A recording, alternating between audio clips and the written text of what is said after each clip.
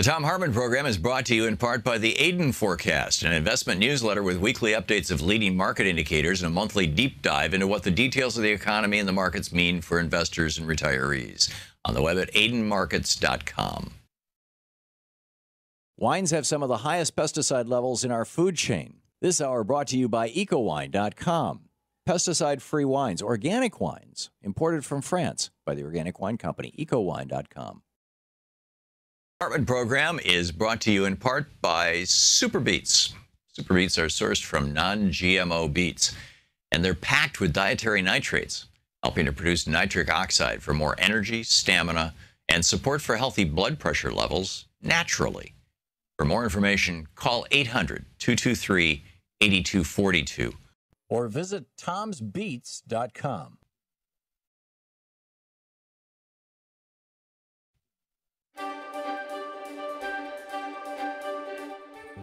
Hi, it's Thom Hartmann Book Club, and today we're reading from What Would Jefferson Do? And this is from the chapter Warlords, Theocrats, and Aristocrats Rise Again. The subchapter Theocrats Attack Democracy. And the epigraph that we started the chapter with is from President Abraham Lincoln, where he said, "I am approached with the most opposite opinions and advice, and by men who are equally certain that they represent the divine will. I hope it will not be irreverent of me to say that if it is probable that God would reveal his will on such a point so connected with my duty, it might be supposed he would reveal it directly to me." The subhead of the chapter, America is a Christian nation. No, it's a nation where a lot of Christians live. And I read about Judge Moore and his Ten Commandments thing and his statement that, America was founded in Christianity, and then proceed to share the founders' actual view on this.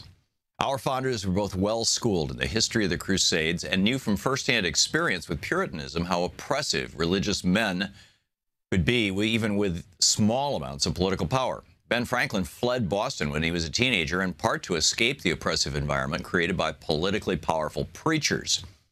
And for the rest of his life, he was openly hostile to the idea of a secular power being wielded by those who hold also religious power. Although he was fascinated by the spiritual experience, Franklin had little use for the organized religions of his day. In his autobiographical Toward the Mystery, he wrote, quote, "I have found Christian dogma unintelligible. Early in life, I absented myself from Christian assemblies," end quote. In his autobiography, Franklin talks about how he came to this way of thinking, quote, "My parents had early given me religious impressions and brought me through my childhood piously in the Puritan way. But I was scarce 15 when, after doubting by turns of several points, as I found them disputed in the different books I read, I began to doubt of revelation itself. Some books against deism fell into my hands. They were said to be the substance of sermons preached at Boyle's lectures.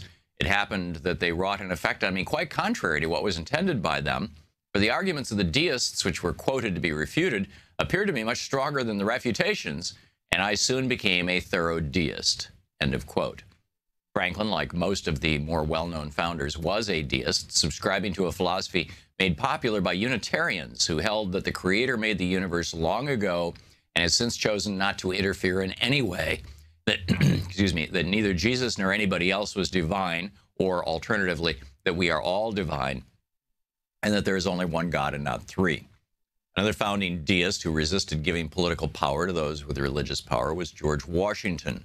Jefferson's diary entry for February 1st, 1799 reads, quote, "When the clergy addressed General Washington on his departure from the government, it was observed in their consultation that he had never, on any occasion, said a word to the public which showed a belief in the Christian religion, and they thought that they should so pen their address as to force him, at length, to declare fidelity whether he was a Christian or not. They did so. However," Jefferson noted, "the old fox was too cunning for them.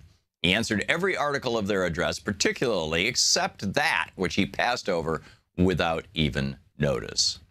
Jefferson concluded that Washington, quote, "never did say a word on the subject in any of his public papers, and that Governor Morris, a close friend of Washington's, has often told me that General Washington believed no more in that Christian system than he himself did, than Governor Morris did," end of quote, from Jefferson. In fact, President George Washington supervised the language of a treaty with African Muslims that explicitly stated that the United States was a secular nation. The treaty with Tripoli, worked out under Washington's guidance and then signed into law the next year by John Adams in 1797, reads, quote, "As the government of the United States is not in any sense founded on the Christian religion, as it has in itself no character of enmity against the laws, religion, or tranquility of Muslims, and as the said states never have entered into any war or act of hostility against any Muslim nation, it is declared by the parties that no pretext arising from religious opinions shall ever produce an interruption of the harmony existing between the two countries," end of quote. But for the founders, this wasn't just an issue of being Christian or not. They didn't want any organized religion mixing its functions with government. For example, on February 21st, 1811, President James Madison vetoed a bill passed by Congress that authorized government payments to a church in Washington, D.C. to help the poor. Faith-based initiatives were a clear violation, in Madison's mind, of the First Amendment doctrine of separation of church and state, and could lead to a dangerous transfer of political power to religious leaders. Caring for the poor was a public and civic duty, a function of government, and should not be allowed to become a hole through which churches could reach and seize political power or the taxpayer's purse. Funding a church to provide for the poor would establish, in Madison's words, a legal agency, a legal precedent that would break down the walls of separation the founders had put between church and states to protect Americans from religious zealots gaining political power. Thus, Madison said in his veto message to Congress, he was striking down the proposed law because it helped a church to, quote, provide for the support of the poor and the education of poor children of the same, which, Madison warned, would be a precedent for giving to religious societies. That would be giving federal funds. Now, things have certainly changed since then with the faith-based initiative program that started under Reagan has now exploded. But anyhow, the book is What Would Jefferson Do?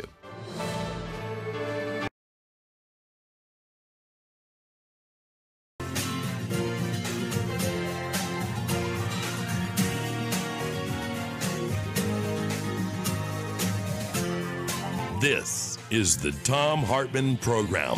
Greetings, my friends, patriots, lovers of democracy, truth, and justice, believers in peace, freedom, and the American way. Thom Hartmann here with you. A lot in the news. Hurricane Irma is still rolling along in the direction of Florida. Some very big concerns there.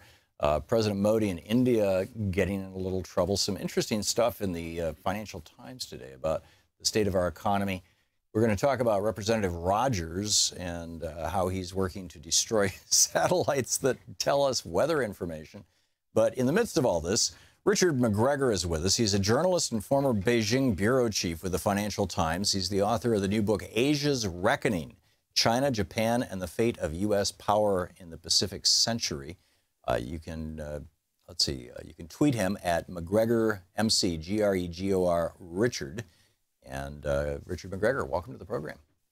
Thanks for having me on. Thanks for joining us. So your book, China, Japan, and the Fate of U.S. Power in the Pacific Century.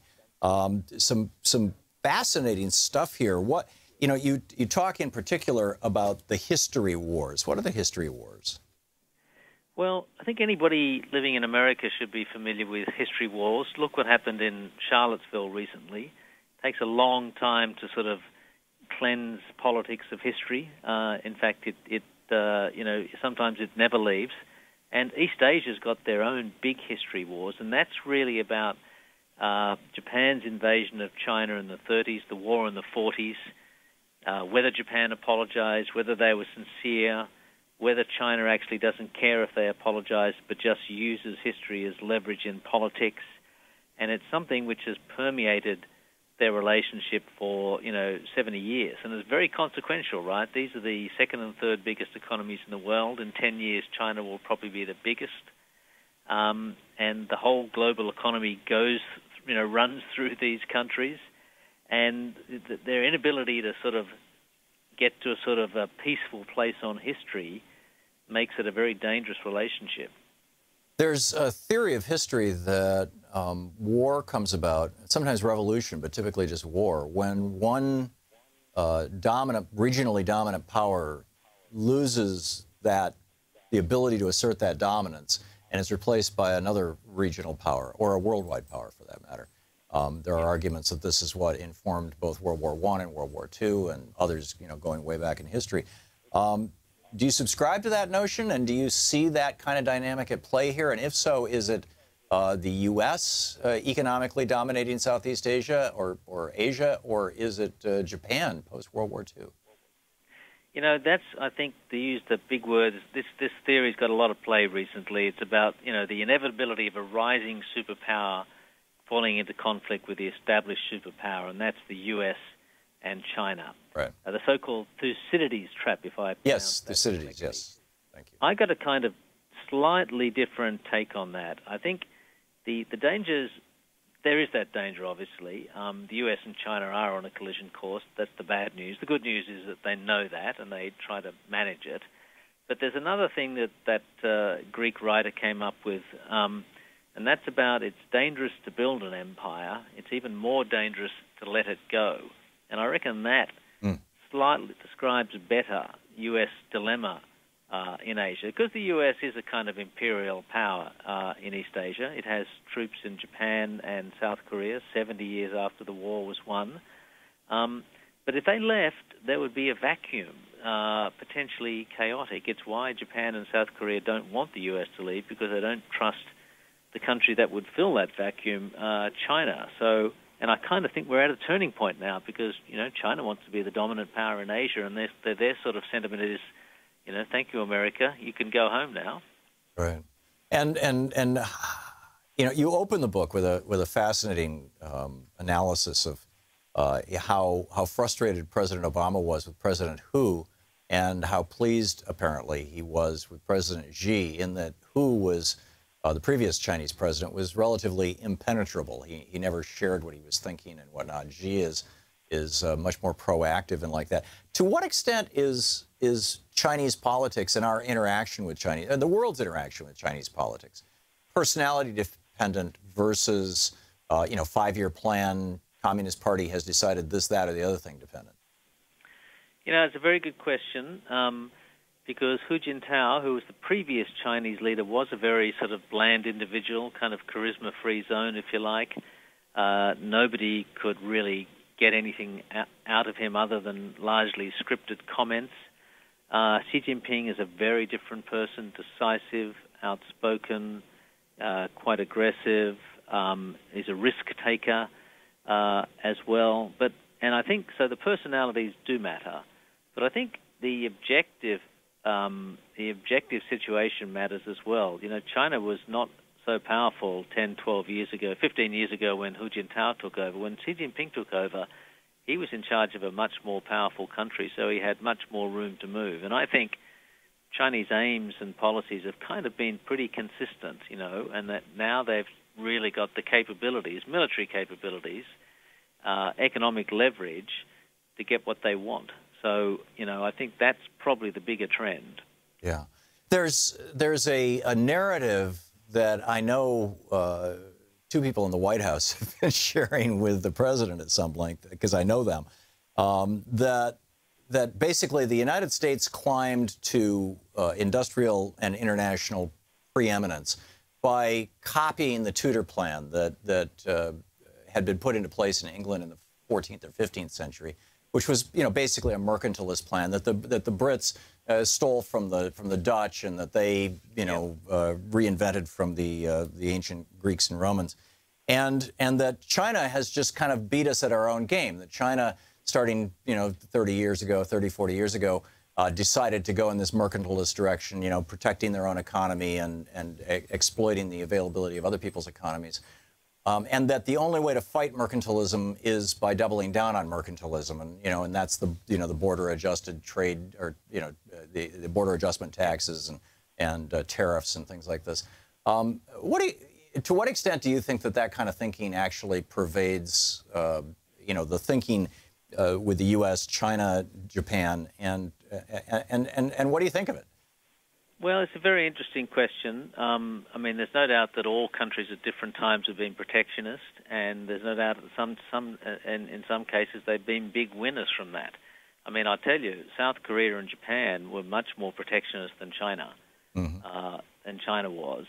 China's kind of getting protectionist now. China needed to open up quickly at the, when they decided to have a more market-based economy. They needed to open up quickly, but now that they've sort of caught up, they're sort of thinking, okay, well, they are becoming more protectionist.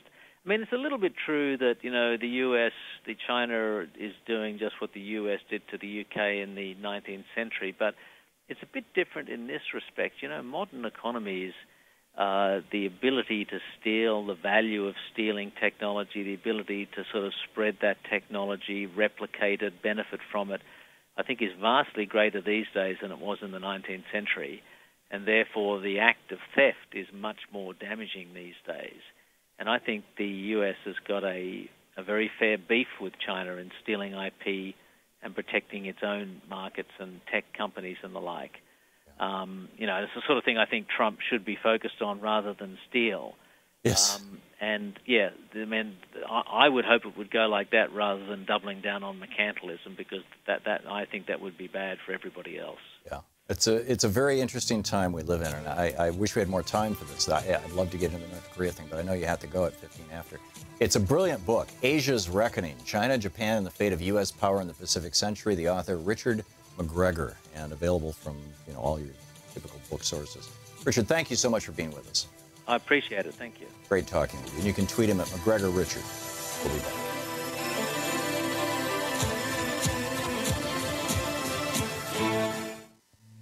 This is the Thom Hartmann Program. We'll be back with more of the news of the day right after this.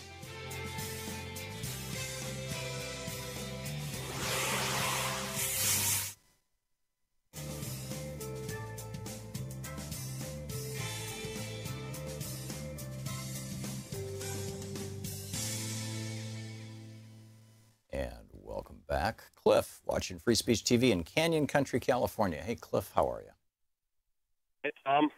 What's up? Hope you're good, but getting better. Yeah, there you go. What's on your mind?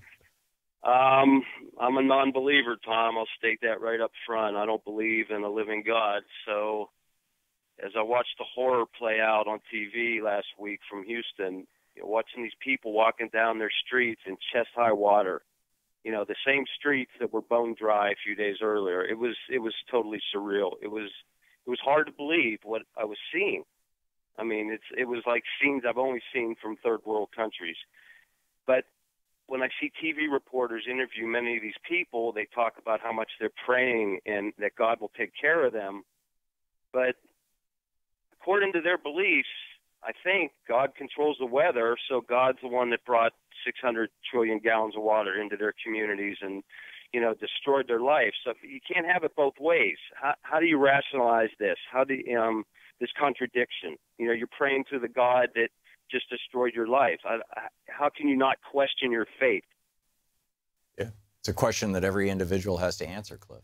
Are you asking for my answer to that, or are you just you wanted to just rhetorically put it out there?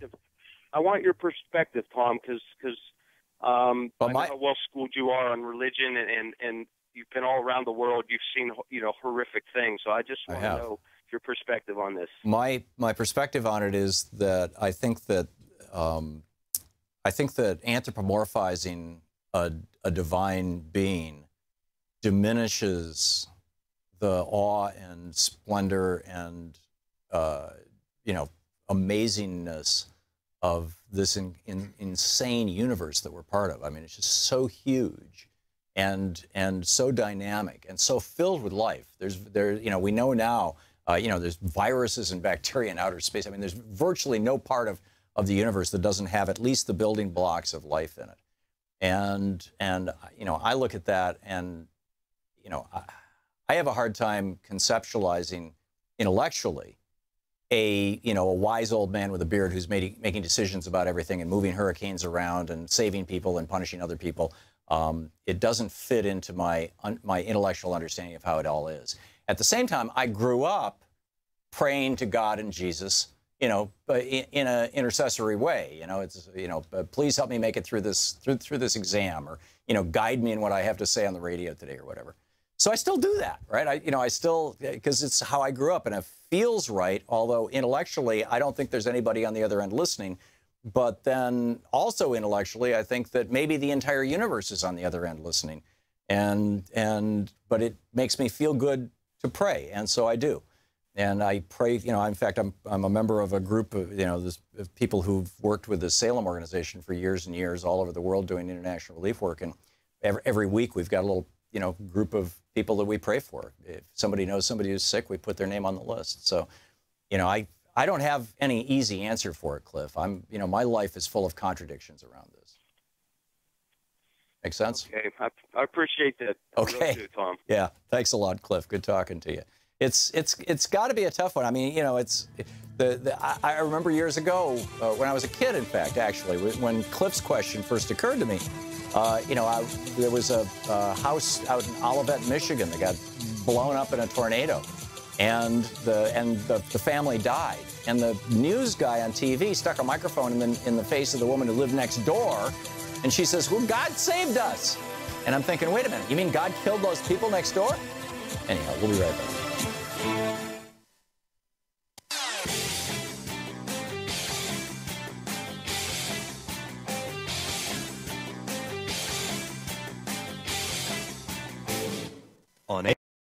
Hi, I'm Heather with Free Speech TV.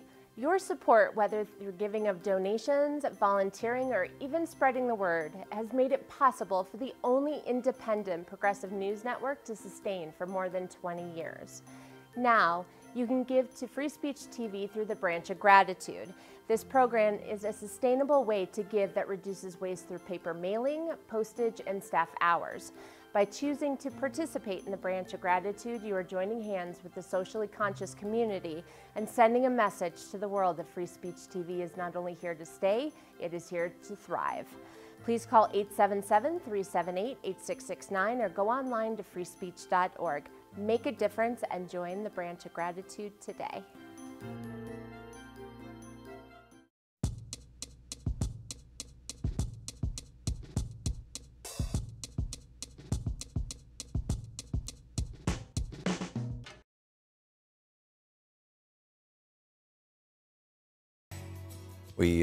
Boy, it's all the information yesterday and the day before. Donald Trump wanting to hook up with Chuck Schumer and Nancy Pelosi. He's liking the Democrats.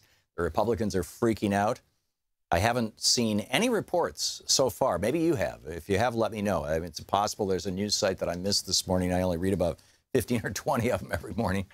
As part of my show prep here, but I haven't seen any reports about what Trump and Ryan talked about at dinner last night, or if Ryan stalked out of the White House, or if they were seen hugging each other or yelling at each other. I no idea. But we've talked on this program at some length about the rise of authoritarianism around the world, and it's one of the things that most concerned me about the election of Donald Trump as president. Is that his tendencies are clearly authoritarian. The idea of I'm the big guy, I'm the big cheese here, that kind of stuff. And authoritarianism seems to be on the rise around the world. You see an authoritarian government in the Philippines with Rodrigo Duterte, and he's just explicitly killing people for using drugs and things like that. I mean, as one of many things. It's going after his political enemies in ways that are clearly authoritarian. Now it's happening in India. Excuse me. Narendra Modi, the president of India, who, when he was mayor of a provincial mayor or the equivalent of a county commissioner or something like that, some part of India, actually there were major riots where the Hindus murdered a bunch of the Muslims in this town. And Modi was somehow, and there's still a debate, directly, indirectly involved in all that, and that was kind of his political launching pad. That was for Modi the equivalent of Donald Trump standing up, at Trump Tower and saying Mexicans are rapists and killers. And now you've got this woman, Gauri Lankesh, who is a reporter in India. She lives in Bengaluru, and Tuesday she walked out of her home and was shot in the head. And a bunch of Modi supporters are now tweeting and Facebooking and whatnot how happy they are that this journalist who had been calling out Hindu nationalism is dead. And Modi, as of the time that this article by Michael Safey was published in The Guardian, which was, I think, around 3 hours ago, Modi has not yet, or had not yet, said anything about that, had not spoken out in defense of journalism or this particular journalist or reporters in general. And, you know, so everybody's waiting to see, you know, what's the deal here. Meanwhile, the Financial Times, if you subscribe to it, as I do, and no, they don't pay me to say this. It's nice to have a newspaper that actually, you know, doesn't seem to have a huge political axe to grind. Although, you know, I mean, let's call it what it is. You know, the Financial Times is rich people reading about rich people learning about the economy. It's, you know, but for somebody who's an economy junkie, I find it fascinating. And this, from their weekly summary that they send out, it's called the FT News Mine. Some quotes, and it's basically kind of the best of the week, right? But here's a couple of them. Goldman Sachs is not the only bank struggling with its commodities business. The world's top 12 investment banks have just recorded their lowest half-yearly revenues in the area since 2006. So commodities are not doing well. Commodities would be, you know, copper, steel, gold, silver, iron, zinc, wheat, pork bellies, whatever. And the thing you need to know about commodities is that they are an early warning signal about the state of the economy. If food processors expect strong demand, they order extra pork bellies, right, to turn into you know, jerky sticks or whatever. I don't know if it's pork bellies or, you know, cows or whatever I don't know what they make jerky out of. But you know what I'm talking about. If developers, housing people who build houses expect strong demand is coming down the road, they buy more lumber. If car manufacturers expect more cars to be bought, they buy more steel. And in the course of buying these intermediate products, they're not the raw material itself. The raw material is the iron ore, right? The raw material is the field filled with corn.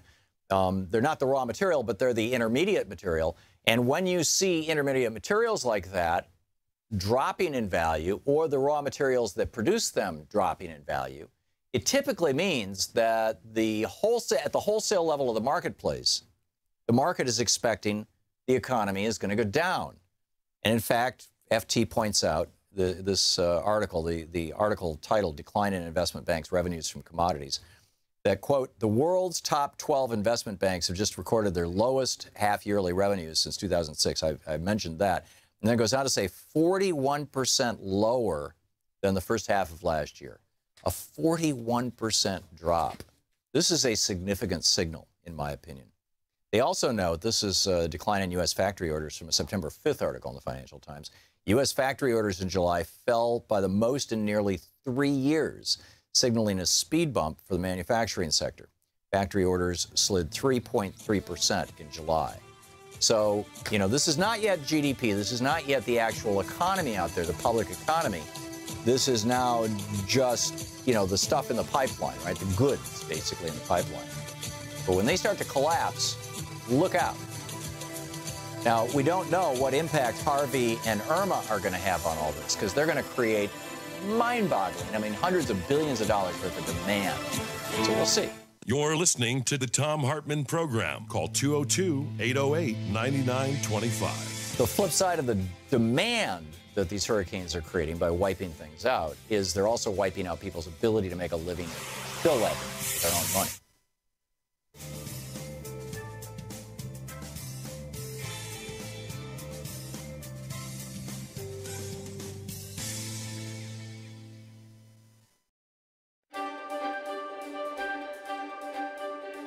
It's the Thom Hartmann University Book Club, and today we're reading from Arundhati Roy's brilliant book, Capitalism, A Ghost Story.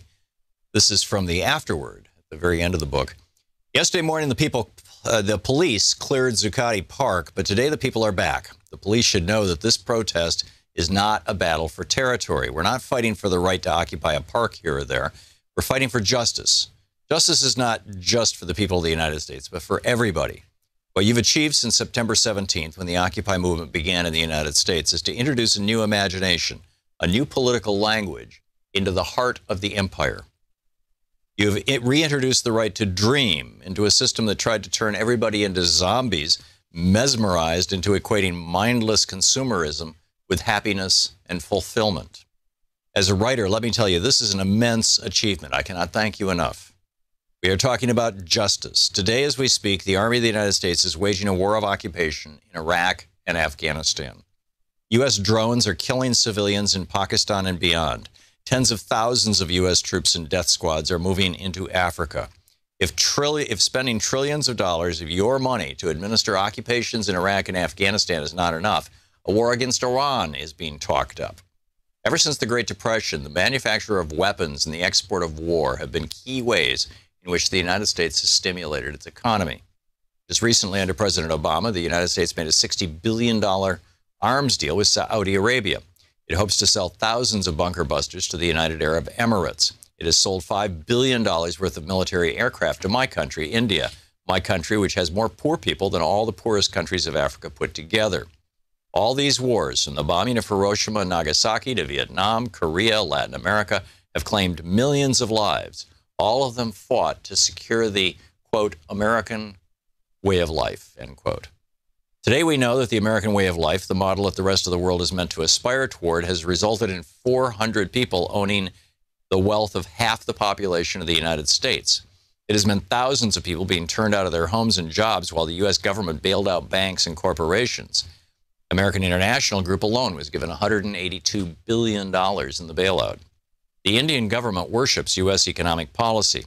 As a result of 20 years of the free market economy, today 100 of India's richest people own assets equal to 1/4 of the country's GDP, while more than 80% of Indian people live on less than 50 cents a day.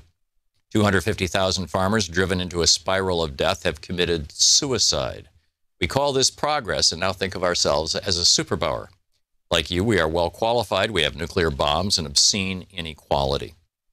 The good news is that people have had enough and are just not going to take it anymore.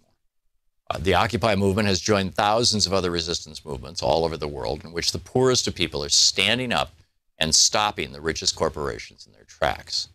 Few of us dreamed that we would see it, the people of the United States on our side, trying to do this in the heart of empire. I don't know how to communicate the enormity of what this means. The 1% say we don't have demands. They don't know, perhaps, that our anger alone would be enough to destroy them. But there are some things, a few pre-revolutionary thoughts I had for us to think about together. We want to put a lid on this system that manufactures inequality. We want to put a cap on the unfettered accumulation of wealth and property by individuals as well as corporations. As capitalists and Liddites, we demand, 1, an end to cross-ownership in business. For example, weapons manufacturers cannot own TV stations. Mining corporations cannot run newspapers. Business houses cannot fund universities. Drug companies cannot control public health funds. 2, natural resources and essential infrastructure, water supply, electricity, health, and education cannot be privatized. 3, everybody must have a right to shelter, education, and health care. 4, the children of the rich cannot inherit their parents' wealth. This struggle has reawakened our imagination. Somewhere along the line, capitalism reduced the idea of justice to mean just human rights. The idea the idea of dreaming of equality became blasphemous. We're not fighting to tinker with reforming a system that needs to be replaced. As a capist and a Lidite, I salute your struggle. Salam and Zimbad Dad. That's the end of the book. This is from the very opening of it, chapter 1. Is it a house or a home? A temple to the new India or a warehouse for its ghosts? Ever since Antilla arrived in Altamont Road in Mumbai, exuding mystery and a quiet menace, things have not been the same. Here we are, the friend who took me there said. Pay your respects to our new ruler. Antilla belongs to India's richest man, Mukesh Ambani. I'd read about this most expensive dwelling ever built, the 27 floors, 3 helipads, 9 lifts, hanging gardens, ballrooms, weather rooms, gymnasiums, 6 floors of parking, and 600 servants. Nothing had prepared me for the vertical lawn, a soaring 27-story high wall of grass attached to a vast metal grid. The grass was dry in patches. Bits have fallen off in neat rectangles. Clearly, trickle down hadn't worked. But gush up certainly has. That's why in a nation of 1.2 billion, India's 100 richest people own assets equivalent to 1/4 of the GDP. And then Arundhati Roy goes on from there talking about how India is kind of an example of capitalism run amok. Capitalism, a ghost story by Arundhati Roy.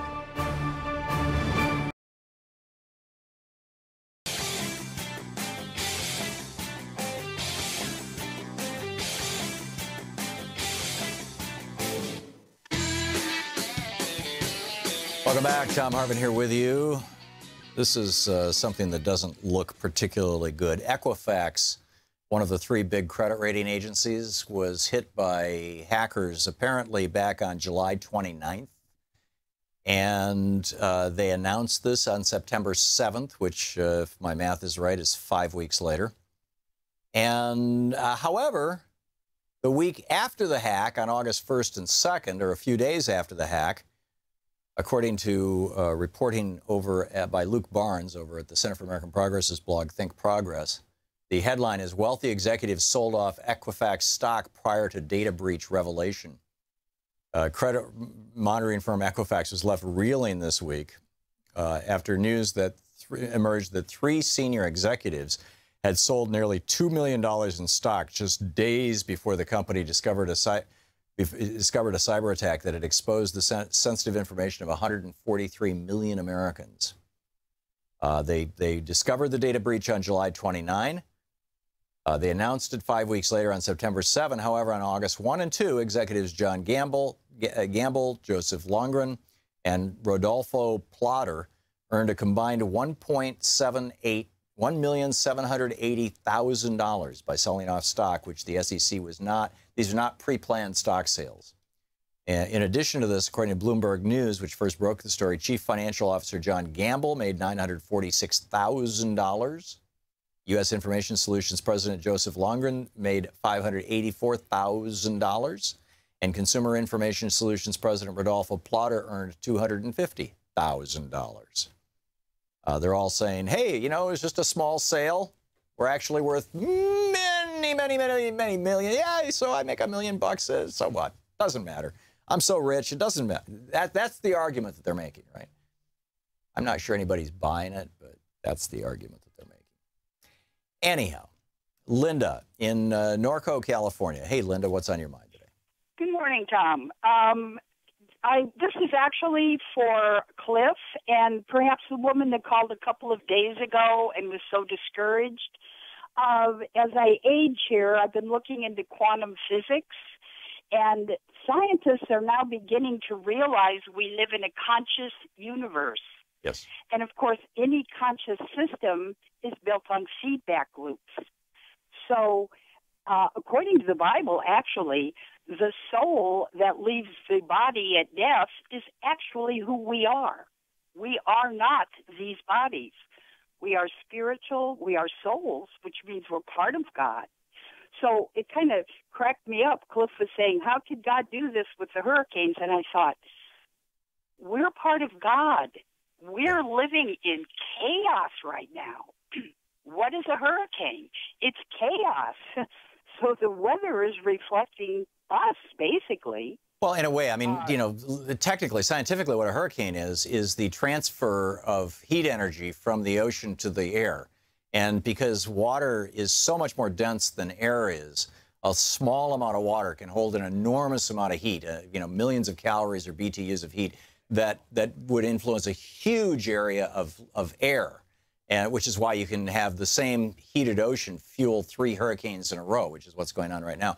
But yeah, I agree with you, Linda. There's Dean Radin wrote a brilliant book called Entangled Minds. Fred Alan Wolf, the physicist, wrote a brilliant book about how the universe is alive and conscious, the entire universe, and we're part of it.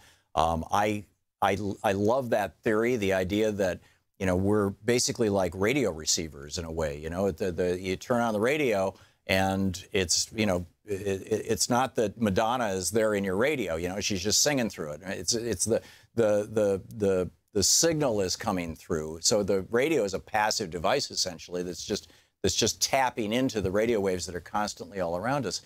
And if you believe that the universe is, you know, if you take Einstein's equation that matter is made up of energy, and in fact it's quantifiable, the amount of energy used to make a particular amount of matter, whether it's, say, this paper cup in my hand or whatever, the amount of energy that was used to make the matter in this paper cup and the coffee in it is equal to the mass of the cup times the speed of light squared, E equals mc squared. And so that means that everything is ultimately made out of energy, and we can quantify how much energy became matter in the creation, essentially. And so if everything is made out of energy, and energy is what, you know, what consciousness is, you could build a strong argument that everything is made out of consciousness. In other words, everything is God. What do you think about that, Linda? Deepak Chopra and Menzies Kafatos make in You Are the Universe. Yes. It's a wonderful book also. Yeah, I agree. So I just wanted people to be encouraged. We're going through, I believe, the spiritual evolution right now. And as horrible as the man in the White House is, look what has happened, how he has brought us together. Yes. And that is a spiritual gift. That is our next step on spiritual evolution. Yeah, I don't disagree at all, and I think that this is an opportunity for us to reconnect with each other, to reconnect with the core ideas of our country. You know, both at the founding and contemporarily. It's you know, it's kind of a Mercury retrograde opportunity, a go inside opportunity. Linda, and just for people who may not have caught Cliff's call, Cliff had called earlier and said, how do you reconcile any belief in God with the idea that, okay, God saved this person but killed that person in the storm? I mean, you know, really? And I said, I think that we diminish God when we anthropomorphize God or gods or goddess or whatever, that it's, you know, that's making God as small as we are. And I think that we need to just, you know, think of it as this incredibly huge thing. But anyway, Linda, I need to move along, but thank you for the call. Well said. William in Arizona, and William, I don't know how to pronounce that town. Can you say it for me, please? No, it's hold on a second. Sure. It looks like Luka Chuck. Say it again. Can you hear me? Yeah. How do you say it? Can you put me back in the queue? Yeah. No, you're on the air. You're live on the air. How do you say your name of your town?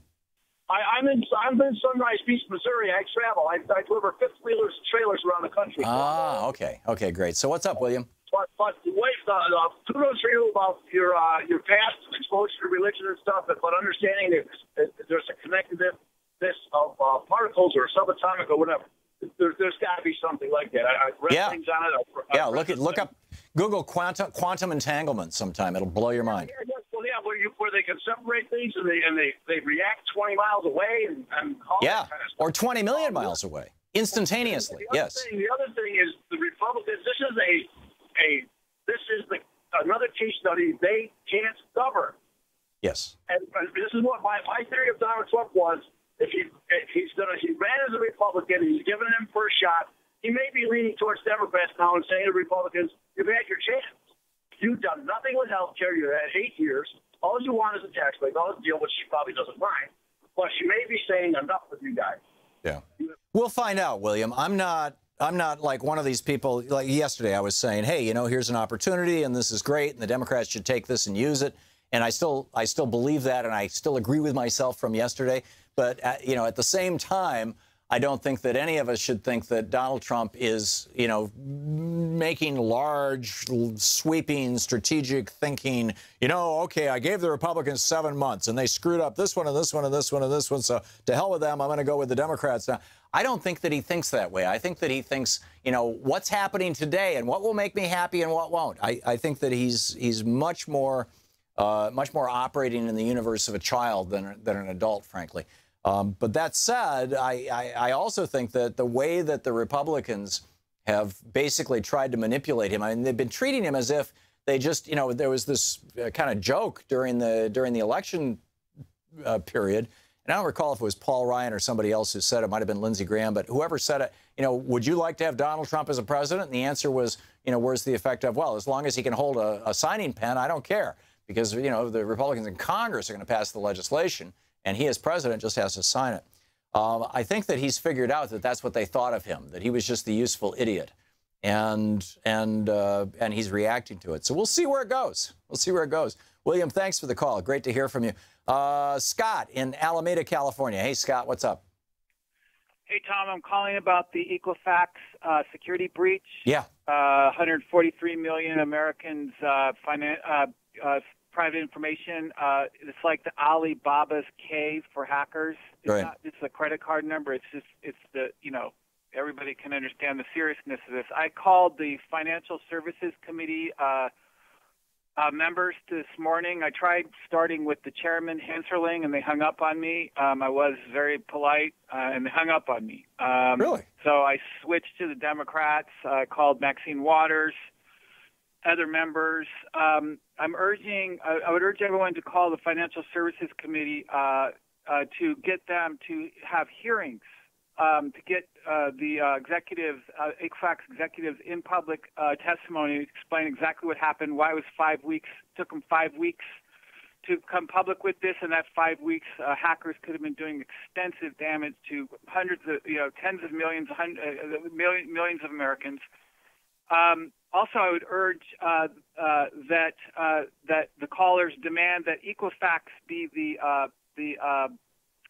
initiator of the service, rather than you having to go back to them with. Equifax is asking for the first 6 digits of your Social Security number in order to get free credit monitoring from them. So it's like if you were an armed robbery victim, you go back to the armed robber and say, "Can I see the gun again?" Right. I mean, it's outrageous. So I would urge them to demand that Equifax, because Equifax already has your information. Right. They need to be the initiators of the service back to the consumer, not the other way around. Yeah, I completely agree, Scott. And this, lack of security that they had, and now these questions about their executives getting rich off this, is because their stock went down 5%. Once the announcement was made, so everybody bailed out on their stock options and whatnot, and sold them off, put the money in the bank, and then it all stinks to high heaven. I agree with you, and I think that the Financial Services Committee, in both the House and the Senate, there's an equivalent of that in the Senate, should be investigating this, and Equifax and frankly all the other accredited agencies should at the very least come in and say, okay, here's the state of the art of our security measures. This is what we're doing, and then we need to find out, do we have protections as consumers? Scott, thanks for the call. Well said. We'll be back. You're listening to Thom Hartmann. Visit ThomHartmann.com for audio and video archives. Oh, and Rush Limbaugh, who on Monday was saying, that Hurricane Irma, it's a hoax, right? It's liberals. He's evacuating.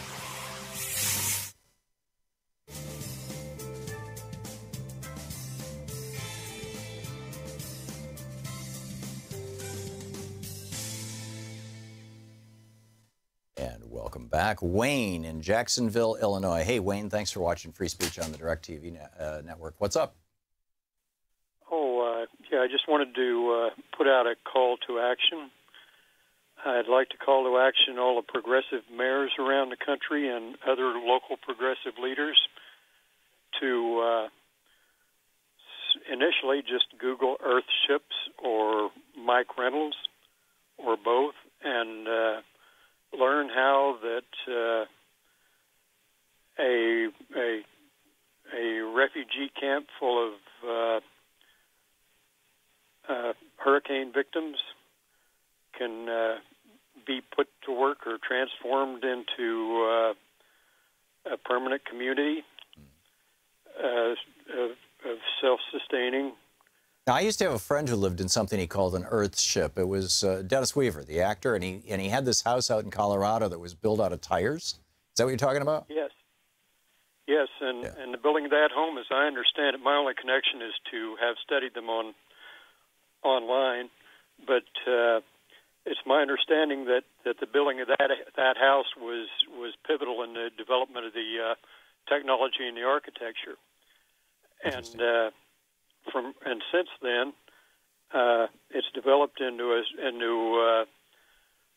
homes that can maintain a temperature of 72 degrees throughout the year without a heating or an air conditioning system, right, and that use plants in planters to filter wastewater, and a cistern system to collect rainwater, so that it can exist completely without infrastructure, and provide food. The plants can provide food, and a person can exist in one, or whatever size the family, the size of the home increases, and so forth, so that there's more water used and more water filtered and more plants and more food.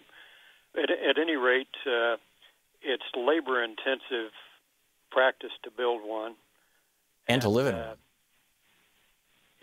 Well... Or it can be, I guess. You know, Dennis was heating with wood. Okay, well, they're beyond the point where they need any heat from fire at all, except for maybe $100 a year worth of propane to cook. I see. And at any rate, a person can live in one and sustain with practically no expense and so forth, and and they can be. It's not it's not high tech or difficult to understand the building process, and since it flies in the face of the established construction trade, they have been able to further the process of proliferating these homes outside the country, and so they have disaster response experience.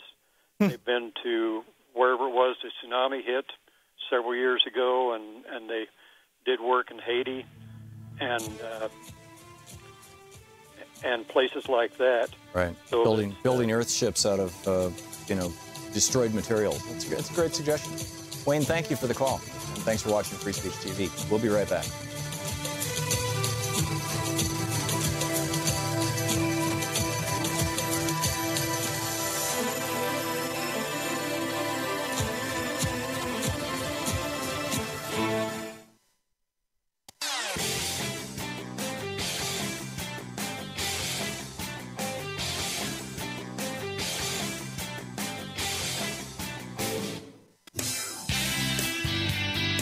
Welcome back. Phil in Parma, Michigan. Hey, Phil, what's on your mind today? Phil? Yes, Tom, can you hear me? You're on the air. Okay, what's up? Great. Well, I'd like to draw a correlation between FEMA and healthcare. Okay. People on FEMA expect the government to step in and help. I won't say bail them out, but help them get back on their feet, work things over. It's no different than a guy that we would like, that say comes up with cancer and would like the universal health care, like Medicare for all, come in and give him a hand. There's no difference than that guy than the guy that's experiencing the hurricane. That's a great point, Phil. If we're going to say to people who have been wiped out by hurricanes, we'll help you out, don't worry, we'll take care of this, why don't we say that to people who are on the edge of being wiped out by cancer, heart disease, things like that? Yeah, that's a great... Let me draw one more correlation there then. Okay. We're going to say that the guy that lives down in the hurricane alley, he's the same guy that chose to live there. The guy that got cancer did not choose to get cancer. Right. So there's actually a higher level of personal culpability with people who are getting flood relief than there is among people who are getting medical treatment. Is that what you're saying? You go. Yes, I am. Yeah, yeah. So it makes an even stronger argument for a national health care system if we all believe in the system of helping people out in the times of disasters, like with FEMA. That's a great point, Phil. That's a really good application of logic. I really appreciate that. Thank you very much. Bob in Tahlequah, Oklahoma. Hey, Bob, what's on your mind today? Hey, Tom, thank you. And good on you. What's up? A lot of good work. Well, what's up? I just want to key into the conversation here and point out that this digital hacking thing, it's all part of the digital hurricane. And Monsanto, part of the corporate hurricane. The catastrophe capitalism going on. So you're talking the same way that Naomi Klein was a few years ago when she wrote the book about disaster capitalism. Well, yes, and she's still talking about it. Yeah. The Earth ships, that was good to hear about. Yeah. That's right. We do good work here with Farmers Market. We support local farmers all over the world. And the thing in India with Bangladesh, that goes way back to eliminating cannabis from these people's. And you were talking about commodities, you know. Well, the cannabis plant ought to be a commodity worldwide. Instead, the UN has outlawed it. And I know the history on this. I know it quite well. Most people do who would be listening to this. And so we need to talk as progressives about the new green sustainable economy around the world that includes the cannabis plant, both for marijuana and medicine and industrial hemp. It's the same plant, same species of plant. Fine with me, Bob. Fine with me. I don't disagree at all. Bob, thank you for the call. It's you can always depend on you to call in and defend industrial hemp, and I'm with you on it. Mary in Sunrise Beach, Missouri. Hey, Mary, what's on your mind today? Mary?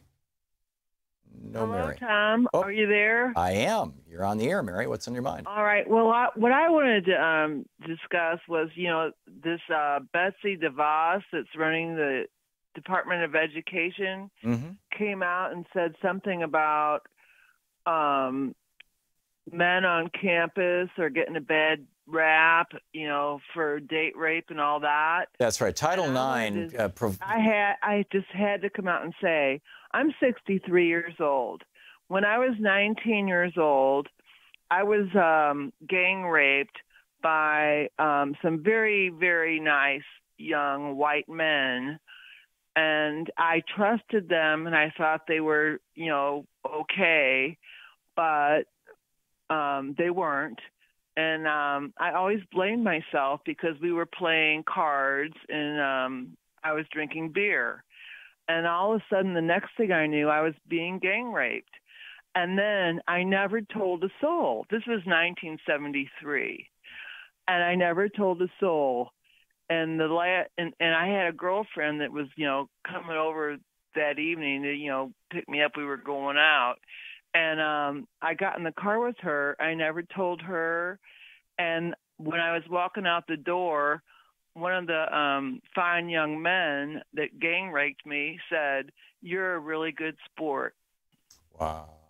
See, and this is what Title IX is designed to do, is provide people who have the experience that you had, Mary, with a safe mechanism to go after their attackers, basically, on campus. And Betsy DeVos is talking about how Title IX is making life hard for these poor men. And I mean, not her phrase, I'm paraphrasing, obviously, but or even characterizing. But this is raising a lot of eyebrows. You know, what does Betsy DeVos know? It has happened so many times over the years, not to me, but all women. Lots of women. Yeah, 1 in 3 women have been sexually assaulted in their lives. I'm 63. 1 in 5 men. I'm totally over it. But I'll tell you what, when she came out the other day and said that, it just brought it all back to me. And I just wanted to share and let everybody know, yes, there are very bad men out there. Not that, I mean, I'm totally, you know, I've had a happy marriage and this and that.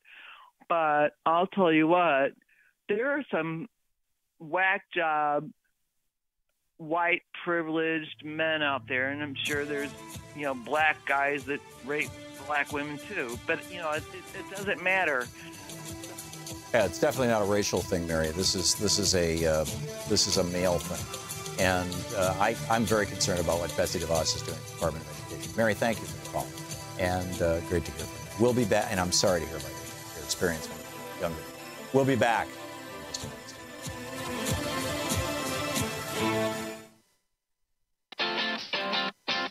You're listening to Thom Hartmann.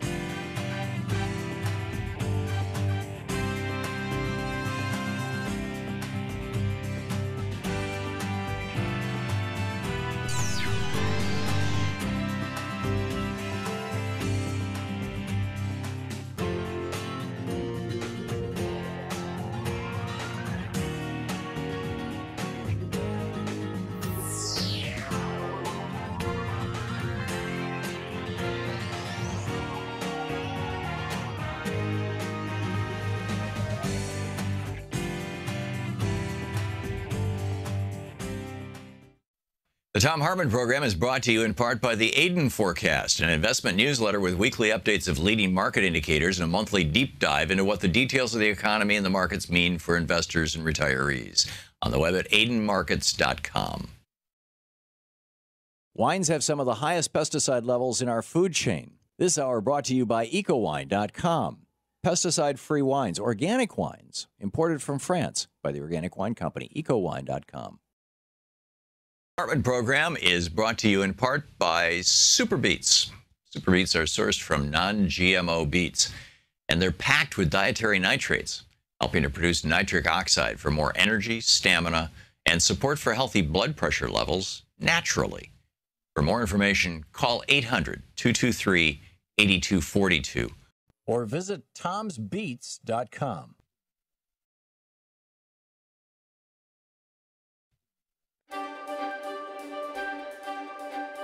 We're reading today from The Rise and Fall of the Third Reich by William Shearer here on the Thom Hartmann University Book Club. This is from the foreword by Shearer. He writes, "Though I lived and worked in the Third Reich during the first half of its brief life, watching at first hand Adolf Hitler consolidate his power as dictator of a great but baffling nation and then lead it off to war and conquest, this personal experience would not have led me to attempt to write this book had there not occurred at the end of World War II an event unique in history. This was the capture of most of the confidential archives of the German government and all its branches, including those of the Foreign Office, the Army and Navy, the National Socialist Party, and Heinrich Himmler's secret police. Never before, I believe, has such a vast treasure fallen into the hands of contemporary historians. Hitherto, the archives of a great state, even when it was defeated in war and its government overthrown by revolution, as happened to Germany and Russia in 1918, were preserved by it, and only those documents which served the interests of the subsequent ruling regime were ultimately published. The swift collapse of the Third Reich in the spring of 1945, however, resulted in the surrender not only of a vast bulk of its secret papers, but of other priceless materials, such as private diaries, highly secret speeches, conference reports, and correspondence, and even transcripts of telephone conversations of the Nazi leaders tapped by a special office set up by Hermann Goering in the Air Ministry. General Franz Halder, for example, kept a voluminous diary jotted down in Gabelsberger shorthand, not only from day to day, but from hour to hour throughout the day. It's a unique source of concise information for the period between August 14, 1939 and September 24, 1942, when he was chief of the Army staff and in daily contact with Hitler and the other leaders of Nazi Germany. It is the most revealing of the German diaries, but there are others of great value, including those of Dr. Joseph Goebbels, the Minister of Propaganda and close party associate of Hitler, and of General Alfred Jodl, Chief of Operations of the High Command of the Armed Forces. That's the OKW. There are diaries of the OKW itself and of the Naval High Command. Indeed, the 60,000 files of the German Naval Archives, which were captured at Schloss Tambach near Coburg, contain practically all of the signals, ship's logs, diaries, memoranda, etc. of the German Navy from April 1945, when they were found, all the way back to 1868, when the modern German Navy was founded. The 485 tons of records of the German Foreign Office captured by the U.S. First Army in various castles and mines in the Harz Mountains, just as they were about to be burned on orders from Berlin, cover not only the period of the Third Reich, but go back to the Weimar Republic, to the beginning of the Second Reich of Bismarck. For many years after the war, tons of Nazi documents lay sealed in a large U.S. Army warehouse in Alexandria, Virginia, our government showing no interest in even opening the packing cases to see what historical interest, documents of historical interest might lie within them. Finally, in 1955, 10 years after their capture, thanks to the initiative of the American Historical Association and the generosity of a couple of private foundations, the Alexandria papers were opened, and a pitifully small group of scholars with an inadequate staff and equipment went to work to sift through them and photograph them before the government, which is in a great hurry in this matter, returned them to Germany. They proved a rich find. So did such documents as the partial stenographic record of 51 Führer conferences on the daily military situation as seen and discussed in Hitler's headquarters, and the fuller text of the Nazi warlord's table talk with his old party cronies and secretaries during the war. The first of these was rescued from the charred remains of some of Hitler's papers at Berchtesgaden by an intelligence officer of the U.S. 101st Airborne Division, and the second was found among Martin Bormann's papers. And he goes through and he lists some more of the stuff. And he says, I have not read, of course, all of the staggering amount of documentation. It would be far beyond the power of any single individual. But I've worked my way through a considerable part of it, slowed down, as all toilers in this rich vineyard must be, by the lack of any suitable indexes. It is quite remarkable how little those of us who were stationed in Germany during the Nazi time, journalists and diplomats, really knew of what was going on behind the facade of the Third Reich. A totalitarian dictatorship, by its very nature, works in great secrecy and knows how to preserve that secrecy from the prying eyes of outsiders. It was easy enough to record and describe the bare, exciting, and often revolting events in the Third Reich. An Anschluss with Austria, the surrender of Chamberlain at Munich, the occupation of Czechoslovakia, the attacks on Poland, Scandinavia, the West, the Balkans, and Russia, the horrors of the Nazi occupation and the concentration camps, and the liquidation of the Jews. But the fateful decisions secretly made, the intrigues, the treachery, the motives, and the aberrations which led up to them, the parts played by the principal actors behind the scenes, the extent of the terror they exercised, and their technique of organizing it. All this and much more remained largely hidden from us until the secret German papers turned up. Some may think that it is much too early to try to write a history of the Third Reich, that such a task should be left to a later generation of writers to whom time has given perspective. I found this view especially prevalent in France when I went to do some research there. Nothing more recent than the Napoleonic era, I was told, should be tackled by writers of history. And then he goes on to kind of push back on that view. The Rise and Fall of the Third Reich by William Shearer.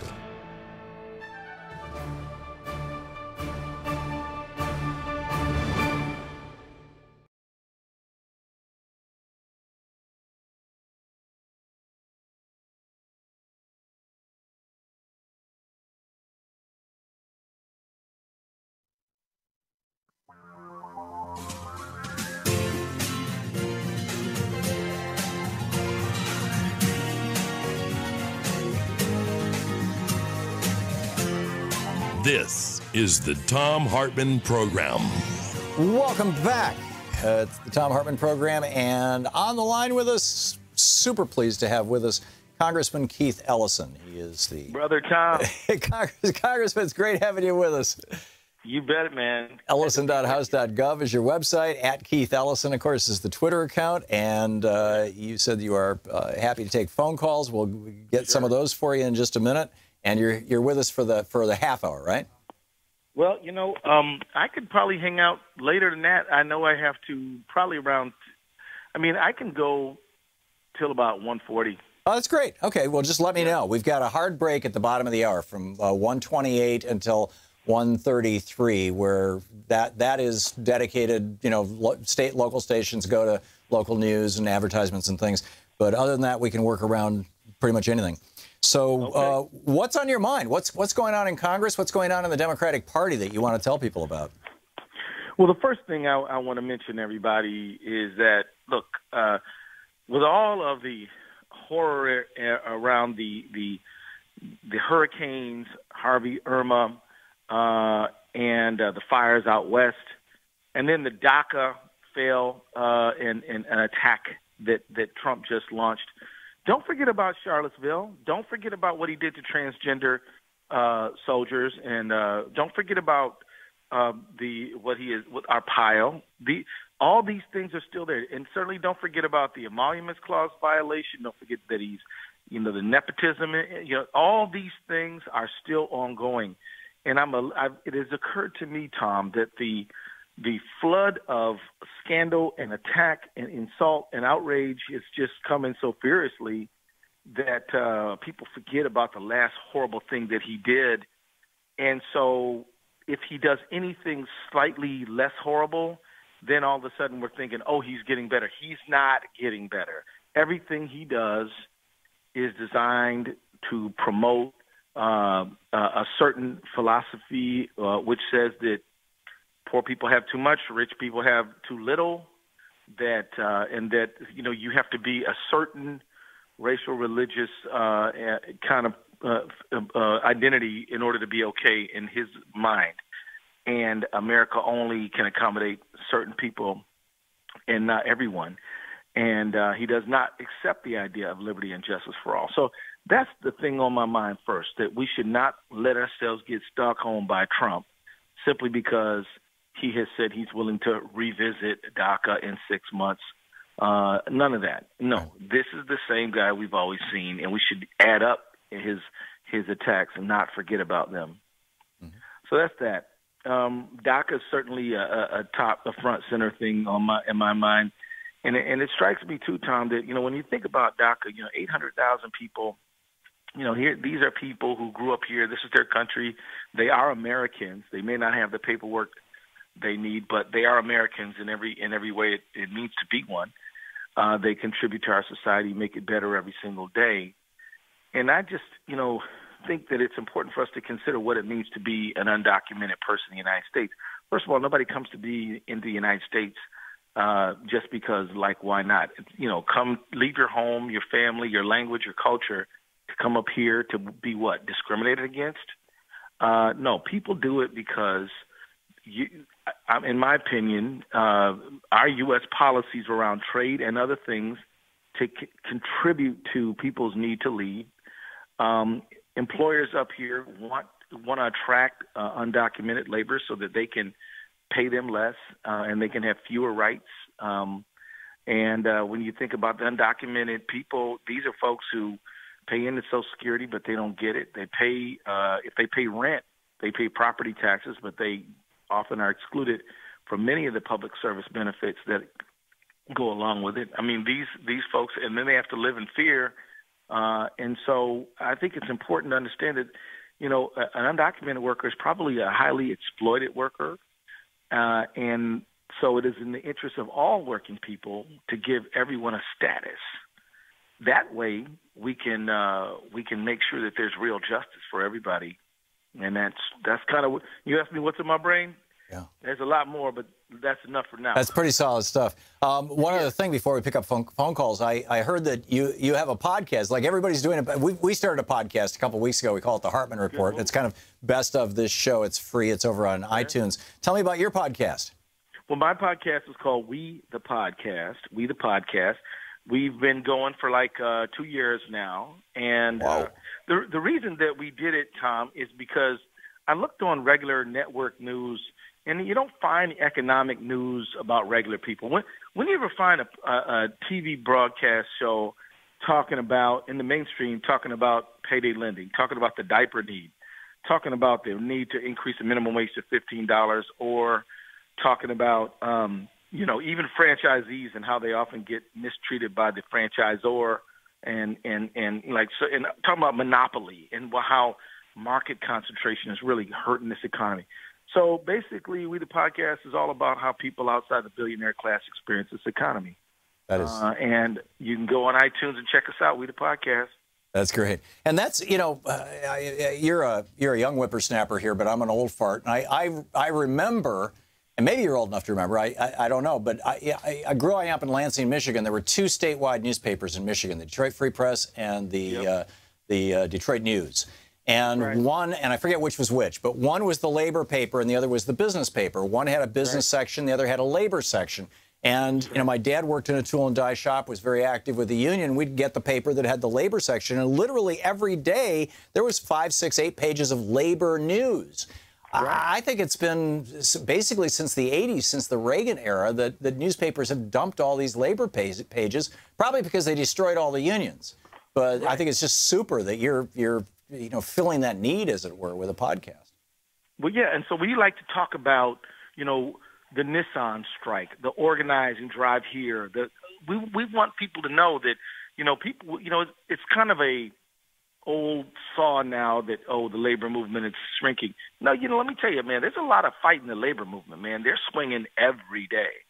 And so, we talk about what's going on. We had Lee Saunders on of the American Federation of State, County, Municipal Employees on.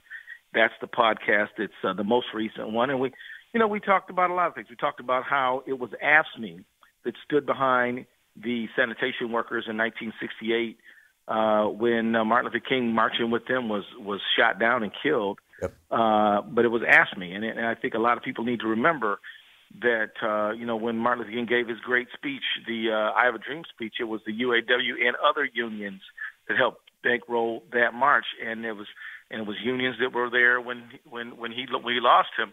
But, they won the strike anyway. And, Martin Luther King was prophetic on the importance of labor and unions and the dignity of work.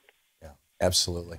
So we're gonna hit a real brief break here, and we'll be back in just a second with Keith Ellison taking calls from our listeners. Congressman Keith Ellison, the deputy chair of the DNC, brilliantly representing the 5th District of Minnesota. His website, ellison.house.gov. You can tweet him at Keith Ellison, just like it sounds, KEITHELLISON. And we'll be right back with more of Congressman Keith Ellison. This is the Thom Hartmann Program. Your calls for Congressman Keith Ellison coming up.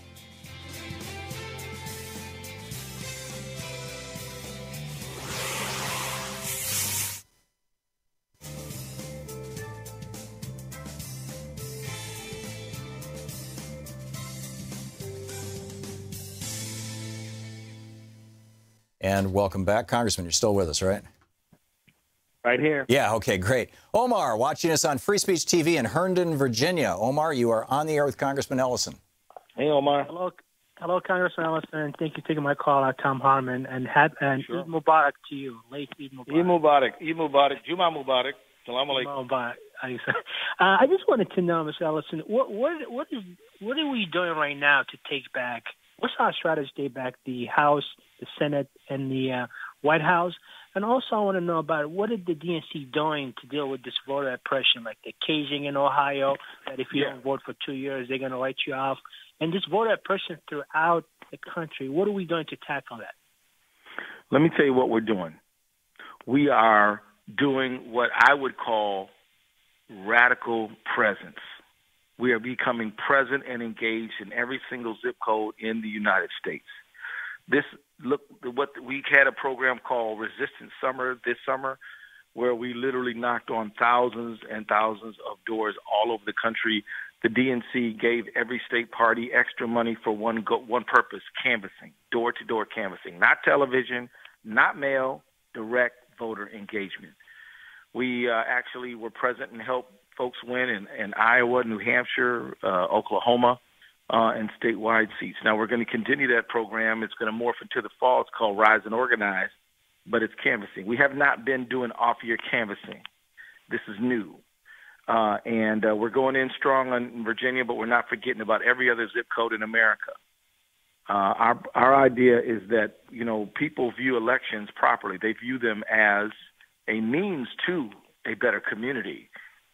But us politicians have viewed election as the be-all and the end-all. If we will engage people all the time around building stronger community, then the election becomes a no-brainer, because it's like, hey, the election is going to help us build a stronger community. Because we've acted like the election is the end, people treat it in a very transactional way and don't really see the whole point, because it's not clear to them how this improves their lives and their community. So that is what we're doing. And so, we've had people on the ground in Michigan and Mississippi. We've had them all over the country. And so that's what we're doing. Now, I don't know if you feel it yet, but we want you to do that. So check us out. We have a weekly program called Democrats Live. It's a live weekly It's a weekly Facebook live stream, and we're pushing out information about it all of the time. Now, when it comes to voter protection, we know that the stock and trade of the Republicans is suppressing the vote. There's more of us than there are of them. So what are they going to do? They're going to suppress us.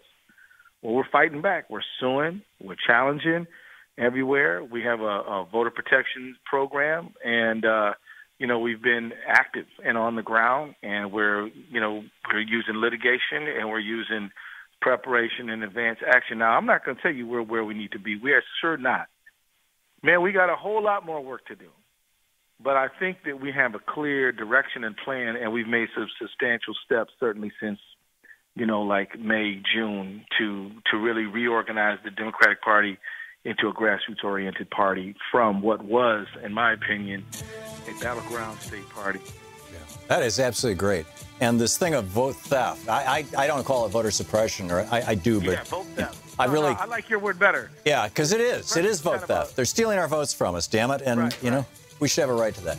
Congressman Keith Ellison taking your calls. We'll be back in just a second with more of your calls for Congressman Ellison.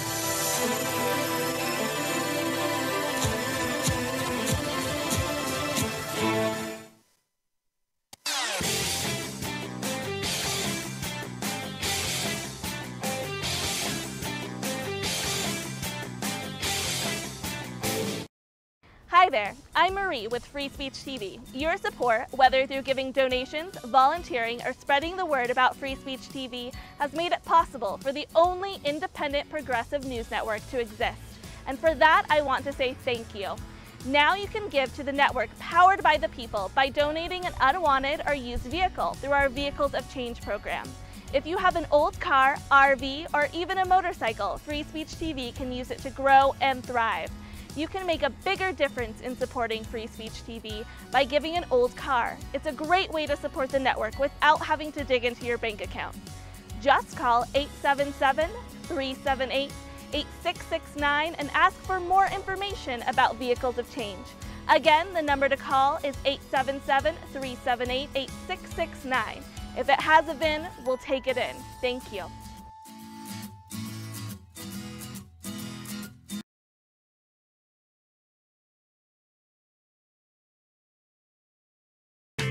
Congressman Keith Ellison taking your calls here on the Thom Hartmann Program. And let's see here. Jack in Sacramento, California. You're on the air with Congressman Ellison. Yes. Hello. Hey, Jack. Hey, Jack. Yeah. Hi, Congressman Ellison. I worked for Bernie there for a couple of years and was very disappointed with the election. I'm looking at John Nichols' article in The Nation, where it talks about the Democratic Party's lurch to the center, not going after rural districts. I appreciate your energy. I'm a strong supporter of you, but we don't hear. We're not getting it. We're not getting this force, and frankly, this theme, a better deal, is just way too weak. I'm not sure what it should be. It's complicated to get the right message. But we've got to stop going for the center and triangulation. I even understand we're not supporting free choice and abortion anymore. Are we moving to the center? Are we trying to triangulate and have a milquetoast campaign? I don't feel the aggressiveness. The answer is no, we're not doing that. That is not what we're doing. But let me just tell you this. The easiest thing to do, and also the most dangerous thing to do is to be cynical, right? We're not giving. It is an absurd idea that we are backing off our commitment to a woman's right to choose. We absolutely are there. We've been there. And anybody who says that we're not doing that, show me the evidence as to where we've said we were not going to do that. It's just not the case. And I want to assure everybody who's worried about it that we are as for women's rights as we ever have been, if not more. That's where the party is. It's in our platform. That's where it's at. So there's that. We're not going toward the center. In fact, I think that it's clear that every time I go to a rally and I mention the importance of Medicare for all or single payer, that's the applause line. That's what people want. That's where people are going. Elizabeth Warren just signed Bernie's bill. I've been on Bernie's bill for years. And, that's where it's at. So I don't see that the Democratic Party is going toward the center. Now, let me just say this. All parties are coalitions, and all coalitions that come together have different things that they want. So it is true that today the Democratic Party is your progressive, activists like yourself, like myself, like Tom, but there are also people who are a little bit more centrist. They are in our party. They're there. The question is, will we be energetic enough to move the party in the direction we want it to go in? If we check out, for sure the centrists will win. If we engage, well, then maybe they're going to have to see it our way. But my thing is the moment now calls for engagement. It calls for you to be involved. Now, you said something about you don't like the better deal. Let me tell you, the better deal is a document written to satisfy a broad coalition of people. But the better deal does work for progressives because it calls for what? Increase in minimum wage, increase in overtime pay.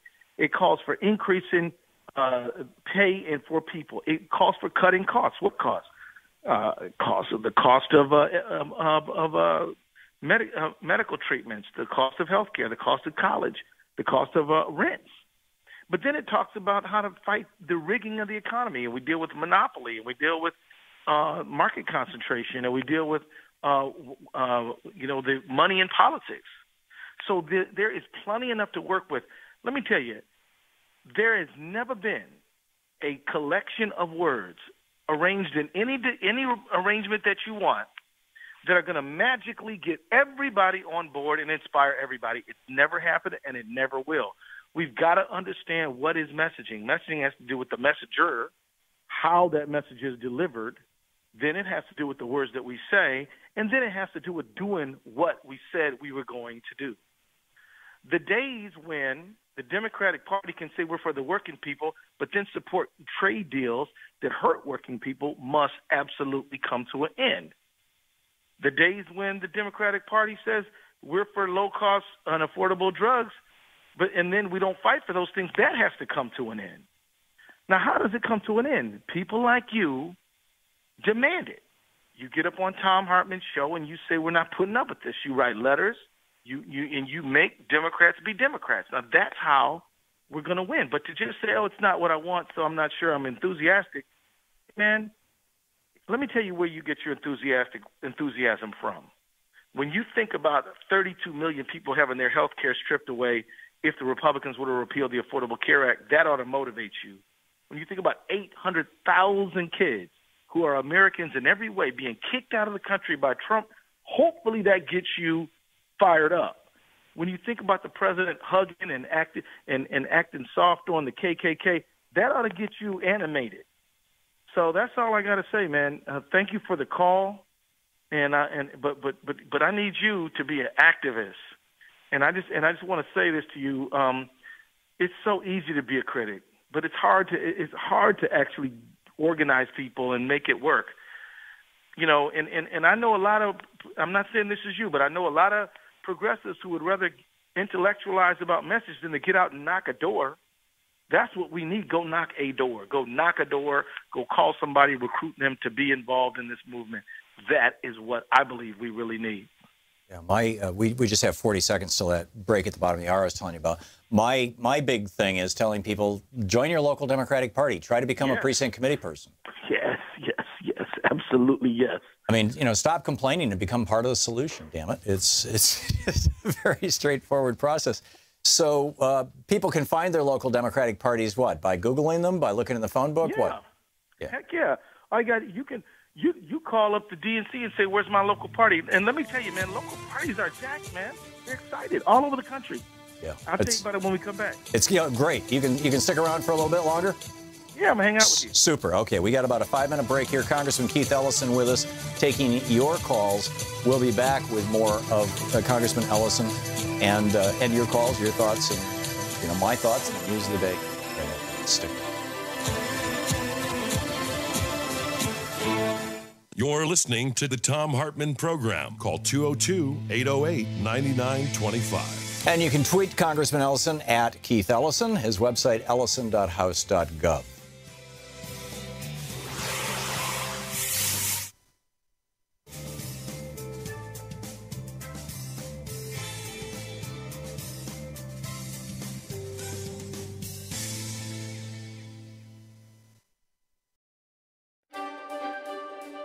We're reading today from Jesse Eisinger's new book, shall we call it the Chicken Poop Club? Why the Justice Department Fails to Prosecute Executives. This is from the introduction. It's from page 15 in the introduction. Boom, bust, and crackdown. America's economic history is unfolded in a series of booms, followed by busts, followed crucially by crackdowns. After the stock market crash of 1929, congressional hearings channeled public outrage and resulted in landmark laws regulating Wall Street and creating the Securities and Exchange Commission in 1934. A few years later, The new SEC helped put the head of the mighty New York Stock Exchange in prison. Though inconsistent, the SEC over the intervening decades emerged as one of the most respected government regulatory bodies. The SEC is the most important corporate regulator, overseeing publicly traded companies in the nation's capital markets, money markets. The agency has civil powers, must team up with the various offices of the Justice Department when a securities laws violation turns into a criminal investigation.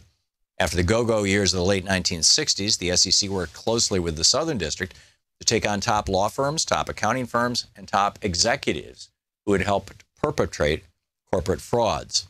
After the savings and loan scandals of the 1980s, when hundreds of small banks across the country failed due to reckless real estate loans, the Department of Justice prosecuted over 1,000 people, including top executives of many of the largest failed banks. After the Michael Milken-run junk bomb boom and blow-up of the late 1980s, prosecutors spent years digging up evidence of stock manipulation and insider trading at major investment banks and law firms, prosecuting some of the most powerful Wall Street figures of the era. In the early 2000s, the NASDAQ bubble burst. The NASDAQ bubble revealed a corporate book-cooking pandemic. Top officers from giants such as Enron, WorldCom, Quest Communications, Adelphia, and Tyco International ended up in prison. Recklessness and stupidity fuel booms, but usually so do crimes. By contrast, after the 2008 financial crisis, the government failed. In response to the worst calamity to hit capital markets and the global economy since the Great Depression, the government did not charge any top bankers. The public was furious. Bank bailouts and a lack of consequences for banksters radicalized both ends of the political spectrum and gave rise to two of the most potent social movements of our time, Tea Party and Occupy Wall Street. Anger about the lack of Wall Street accountability seeded disenchantment with Obama. The 2016 insurgency of Vermont Senator Bernie Sanders, who challenged frontrunner Hillary Clinton almost to the doors of the Democratic Convention, demonstrated the anger that remained on the left years after the apex of the crisis, undergirding mistrust about Clinton. She had given friendly, fateful, and highly compensated speeches to investment banks. While a Republican president had presided over the crisis and a Democratic one had saved the financial system, Hillary Clinton, Obama, and the Democrats could not claim to be the protectors of the working class and the scourges of investment bankers. That was due in large measure to the lack of corporate prosecutions. According to the Wall Street Journal, analysis of 156 criminal and civil cases brought by the Justice Department, the Securities and Exchange Commission, and the Commodity Futures Trading Commission against 10 of the largest banks on Wall Street since 2009, in 81% of the cases, the government neither charged nor even identified individual employees. In the remainder, the government only charged 47 low and mid-level employees. Merely one was a boardroom-level executive whom the SEC charged civilly rather than criminally. In his own incoherent and superficial ways, Donald Trump rode anger about Wall Street throughout his campaign, railing at the bank's power. He closed his campaign by hinting poisonously about a cabal of global bankers rigging the system. He assailed politicians who were owned by Goldman Sachs, Trump's word. His first Ted Cruz in the primary and then Hillary Clinton in the general.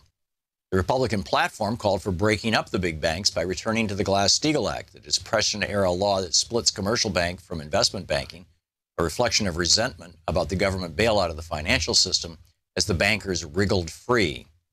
No sooner had Trump taken office, though, than he rushed to stuff members of that cabal into his White House and cabinet. He and Goldman alumni who advised him moved within days of taking office to unravel Dodd-Frank and loosen restrictions on corporations generally. It's commonplace to observe that no top bankers from the top financial firms went to prison for the widespread malfeasance that led to the 2008 financial crisis.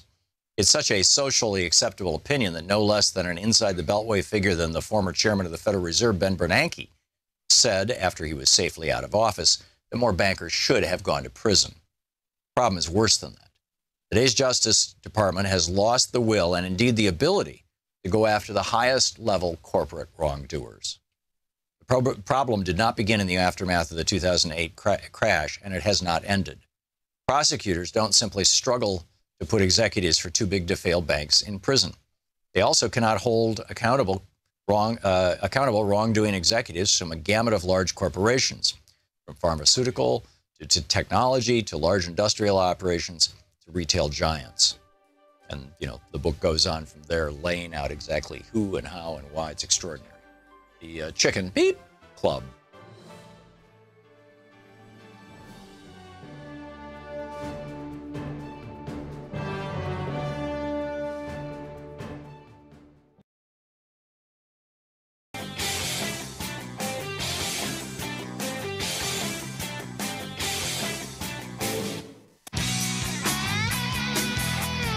Welcome back. Thom Hartmann here with you. Congressman Keith Ellison on the line with us. Congressman, you still here? I'm with you, man. Great. I appreciated you sharing with us that there's more than one way to run an economy. Yeah, well, thank you. The only way. Oh, yeah, that we play that over our stream, that people can hear. A lot of people who are listening to regular radio stations and things don't hear that book report. But that was from a book I wrote called Last Hours of Ancient Sunlight. So, ready to pick up some phone calls? And you've got, another 5-10 minutes with us? Yep. Okay, cool. Just let me know when you got to bail, okay? Yeah, let's see here. Tim in Bakersfield, California. Hey, Tim, what's on your mind? You're on with Congressman Ellison. Doing, Congressman Ellison, how you doing, sir? Great. Hey, I just had a question. I'm a fourth generation farmer here in the Central Valley, California. Awesome. And, thank you for feeding us. We appreciate what's that? it. Thank you for feeding us. We appreciate it. Oh, no problem. Well, we've kind of got ran out. We were a small mom and pop, so we went bankrupt in '98. So, but anyway, I dealt with the DACA program. I've got a lot of as a kid, we used to have coyotes bring family members over and work for us. And I have brothers and sisters who came over as illegals who worked their way through the system and got their paperwork and are legal now. They're family members. Those are the people who fought for our land with us, who worked right beside us. It was really a family mentality, and that's what most farm families are, and that's how we see most of the workers coming over. But I also saw in these cities the corruption that takes place because of the open border and the isolation that a lot of these immigrants are put in by their own people who are held in third world conditions in a first world nation in our country, which isn't acceptable. So somehow, Congressman, I would like that you guys work together to get them out of the shadows. As DACA goes, I'm a Republican. Those kids belong here. They have no other home except here. And you guys need to work together to get them legal and get them done. And I will promise you, if Trump tries to push them out, I will fight with you to keep them here because there is no other place for them. The proper. Well, you got my commitment. You got my commitment to help them get a status. Yeah, Tim, thank you. So you were saying, Congressman? I think I commend him for calling, and I thank him for his observation. I don't really refer to any human being as an illegal, but I understand what he's trying to say, and so I think he's right. Trump precipitated this. I mean, and by the way, we've been trying to push for comprehensive immigration reform for years. John Boehner just would never give us a vote. And when Tim Ryan got the job, he promised he wouldn't bring up a vote on an immigration bill. So we'll see if he's going to keep that. I hope he doesn't. That's a promise not worth keeping. But, I think it's right. And I'll also say this. In the United States, we cannot keep subsidizing commodities like corn and others, dumping them into Mexico, and then running smallholders out of business, and then mad when they come north to work. People don't want to look. Why would anybody leave their family, leave their culture, leave their loved ones, to come north to get discriminated against? They do it because of necessity, and in part they do it because of our policy. Wages have dropped in Mexico 9% since NAFTA. NAFTA's no picnic for the Mexican people. It might make Carlos Slim a lot of money, but, it doesn't make the average person. So what's my point? We need a comprehensive immigration bill. I'm for it. I'm glad to have some Republicans who believe that. I'm glad to have some Republicans who want to stand with us on DACA. let's get a vote. Let's vote this. Let's get this thing over. Let's get this thing done right away. I'm ready to vote now. Okay. Kurt in Los Angeles, you're on the air with Congressman Ellison. Hey, Mr. Ellison, Congressman Ellison, it is an honor to speak with you, and thank you, Tom, for taking my call so quickly. I live in L.A. County. Hey. It is so fortunate that I just got on after this guy just got off the radio. I live in L.A. County, but the way they got these things gerrymandered, Kevin McCarthy's district reaches into L.A. County all the way from Bakersfield. Right. And he has ran virtually unopposed since almost 2006. Unacceptable. And I would like to run against him. He is my congressman. Good. Let's get rid of him. And I have had the FEC website bookmarked and on my web page, on my browser for over 2 weeks, trying to figure out some of this paperwork. And if I can just get you to respond to some of the emails and tweets that I've sent you to kind of help me get a campaign manager or somebody who can point me in the right direction, I promise you I will not disappoint you or any other person in the Democratic committee, because I was involved in. Let me tell you this. I'm not aware of any reach outs you've made to me, because if you reached out to me, I'd reach back. But just DM me on Twitter, man. You know, I'm at Keith Ellison, and I'll plug you into the right folks, man. There's a way of doing this. Kevin McCarthy needs to be confronted on the issues, debated, and I think it would be better if he was in the private sector for everybody. And so I'm very encouraged by you running. In fact, if anybody listening to the sound of my voice, I want you to think about running for office, for real, if you're for the people. And so let's get it done, man. DM me, man. I'd love to talk to you about next steps. Okay. Jordy in Seattle, you're on the air with Congressman Ellison. Hi. Thanks for taking my call. I've seen a call to be in the streets on November 4th, and I've seen signs from this group, refusefascism.org, lately, calling for people to be in the streets and continue to be in the streets until the Trump-Pence regime are removed. Do you think that we have a good shot at impeachment, and how much good will it do when there are more Republicans lined up behind them? I think exercising your First Amendment right to disagree with your government and to redress grievances is always a good idea. So there's that. Do I think that, I don't know if we can impeach him. I put it like this: if we don't try, we won't be able to do it. It's like one of those things where I can't guarantee you we're going to win, but I can say that if we don't play the game, we will for sure lose. That's what I got for you, man. I mean, I'm just not the kind of person to, gas you up and tell you a bunch of things you want to hear. I don't know if we can get him impeached, but guess what? He ought to be impeached. He deserves to be. And I think that we need to support the Mueller investigation. As a matter of fact, Republicans like Congressman DeSantis in Florida are already trying to push bills to limit the investigation. What are they afraid of? He's already threatening and publicly trying to undermine the investigation of him. He already fired Comey. So my thing is, let's keep the pressure on. Yeah, amen.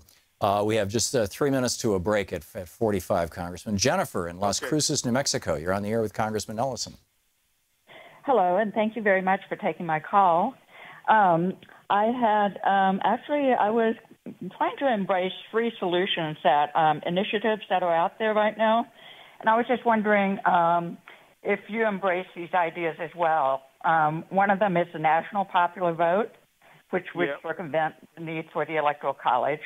I agree. Well, it wouldn't circumvent it altogether, but it would give us a popular vote to select the president.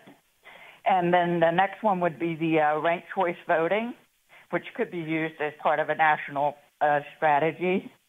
And the very last one is HR 3057, which is we're doing ranked choice voting in Minneapolis right now, so I do have experience with it. And I think we're still working the kinks out. It's been positive. It's had some negatives too, but I think we still got to keep working that over. For those who don't know, you just rank your choices and you can skip the whole primary. You don't even need a primary. It's like automatic runoff. What's the third one, ma'am? Oh, her third one was full representation. She's dropped off the line now. I'm sorry. Oh, I don't know what I'm not full sure exactly what she meant by that. Yeah, but the first two I am aware of. I'm fully supportive of the first. With the second one, I think it works well at the local level. You know, we can continue to talk about it. So, hey, Tom, unfortunately, I got to hit the door, man, but thank you so much for having me on. My and I'll pleasure. See you next Friday. Congressman Ellison, thank you so much for being with us. Great talking You with bet, you. buddy. I truly appreciate it. Thank you, sir. Let's see here. Armand in Litchfield Park, Arizona. Hey, Armand, we got a minute to the break. What's up? Hi, I had a quick question. Hypothetical, if hurricanes hit Washington, D.C., do you think Republicans would change their mind about climate change? Oh, the answer is no, because they're still getting their money from the fossil fuel industry. It was a long shot, but... I mean, these are the same Republicans. Keep in mind, Armand, these are the same Republicans who 40 years ago were dropping dead of cancer left and right, and yet Mike Pence in 2000 wrote an op-ed claiming that cancer is not caused by cigarettes. I know, it's amazing how the revolving door can really corrupt these guys. It's for every $1 invested, about 200 or so gets returned back to the investors. I mean, it's a pretty hefty price to give up. No, the best investment you can make in America right now is to buy your own congressman. If you are a big business, you've got to be big enough to do it. You got to be basically a billion-dollar company or a multi-hundred-million-dollar company. But if you are, and you've got that, then you're the best way to make money in the United States is to buy a member of Congress, and that is a bad thing. Armand, thank you for the call. It's a terrible thing, in fact, because what it means is that we're not a democracy any longer. We're an oligarchy, and the oligarchs own the legislative apparatus, essentially, for lack of a better phrase. So anyhow, we'll continue with this. We'll be taking your calls. I'm sorry, Congressman Ellison is gone. You're listening to Thom Hartmann. Visit ThomHartmann.com for audio and video archives. We're also going to check in with Talk Media News, too. 5 minutes.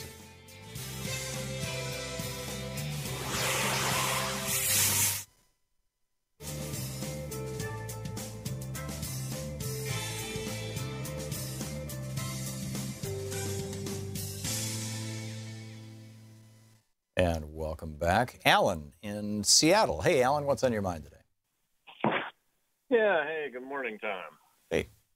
Yeah, well, I was thinking about the Russia investigation and how it was that they could so easily, fool, the American public. And I have to say that they were shown the way into the darkness via Fox News, who is statistically proven that their listeners are more uninformed than anybody else. So without Fox News leading the way and showing how gullible the American public is, I think the Russians would have had a little more difficult time. Not that they wouldn't have accomplished what they wanted to, but it was clear, that that's what he said. Well, it didn't hurt that Donald Trump had $2 billion worth of free TV time. I mean, it didn't hurt at all. Yeah, the media anointed him and dissed pretty much every other candidate who was worthwhile. So, Yeah. So, yeah, I mean, it's if, Fox News is outlawed in Canada, and I think they just lost their rights in England because they do not tell the truth. Yeah, although they didn't lose their rights. What happened is in the UK, Rupert Murdoch is trying to buy Sky News. He's trying to buy a satellite TV network. And the last time he tried to buy it, his company got busted for wiretapping the prime minister or something like that. I mean, it was or members of the royal family, I guess it was. It was a huge scandal. Remember a couple of years back, and the woman, Rebecca, the redhead, who was somehow involved with Murdoch and the companies and all this stuff, and she was running, one of his newspapers there in the UK. And so they were not able to buy Sky News because they couldn't prove that they were a good citizen. This time, they just dumped Fox News in the UK, I think, by way of saying, we're trying to wash that stink off us so that we can qualify to buy Sky News. We'll see, and I don't know that it's just that simple, but I think that's a piece of it. Anyhow, thanks for the call, Alan. Jimmy in Littleton, Colorado. Hey, Jimmy, got a minute and a half. What's up? Yeah, the fast diet again. Had a friend of mine I bugged for 4 years. He's 83 now. Mm-hmm. And he wouldn't do it. Thought it was dumb and all that. I don't know what made him change his mind, but in December, and he wasn't telling me, he started skipping breakfast. And on Sundays, he only ate one meal. And he didn't eat after dinner. He only ate lunch and dinner and then nothing after, something close to the 8-hour fast diet. Right. 78 pounds he lost from December to now. Yeah, that's what happens when you periodically fast. Yeah, he only skipped basically just breakfast and, well, Sunday one meal. He would eat brunch at the nursing home, but he's been in the nursing home for 3 years. And every time he came over to check on his house, he was in the car. And I couldn't believe he was saying, I lost this much weight, you know. It's like, what? Yeah. You look fat. So you're still on this diet. This is the diet where you eat fewer than 600 calories a day for 3 days a week, right, Jimmy? Yeah. And, I'm 55 pounds lighter than my worst weight. But it's not just losing weight. It's getting healthy, isn't it? Yeah. Your stem cells activate while you're fasting. Yes. Chemicals release in your body to do repair work when you're fasting, not while you're eating. You grow brain cells when you're fasting, not while you're eating. Yeah, your body puts itself back together. Jimmy, I got to run, but thank you for the call. Spot on, and keep us up to date on how things are going. We'll be back with more of your calls. We're going to actually check in with Patrick Gavin. Talk to you.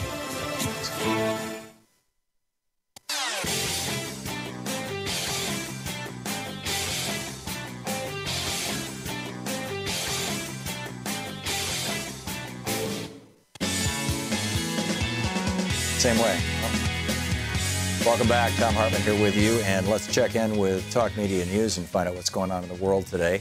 This report brought to you by goatsfortheoldgoat.com and Loving What You Do, Ellen Ratner's new book. On the line with us, Patrick Gavin with Talk Media News. Hey, Patrick. Hey, how you doing? Great. So what's going on in the world today that we need to know about? Well, I have to admit, I do want to hear more about that previous caller's intermittent fasting, because that's a topic that I'm totally fascinated with, but that's not what I'm here for. Okay. The big news this week is obviously Trump having somewhat of a political victory, at least, by working on this deal with Democrats to put off to raise the debt ceiling for at least the next 3 months.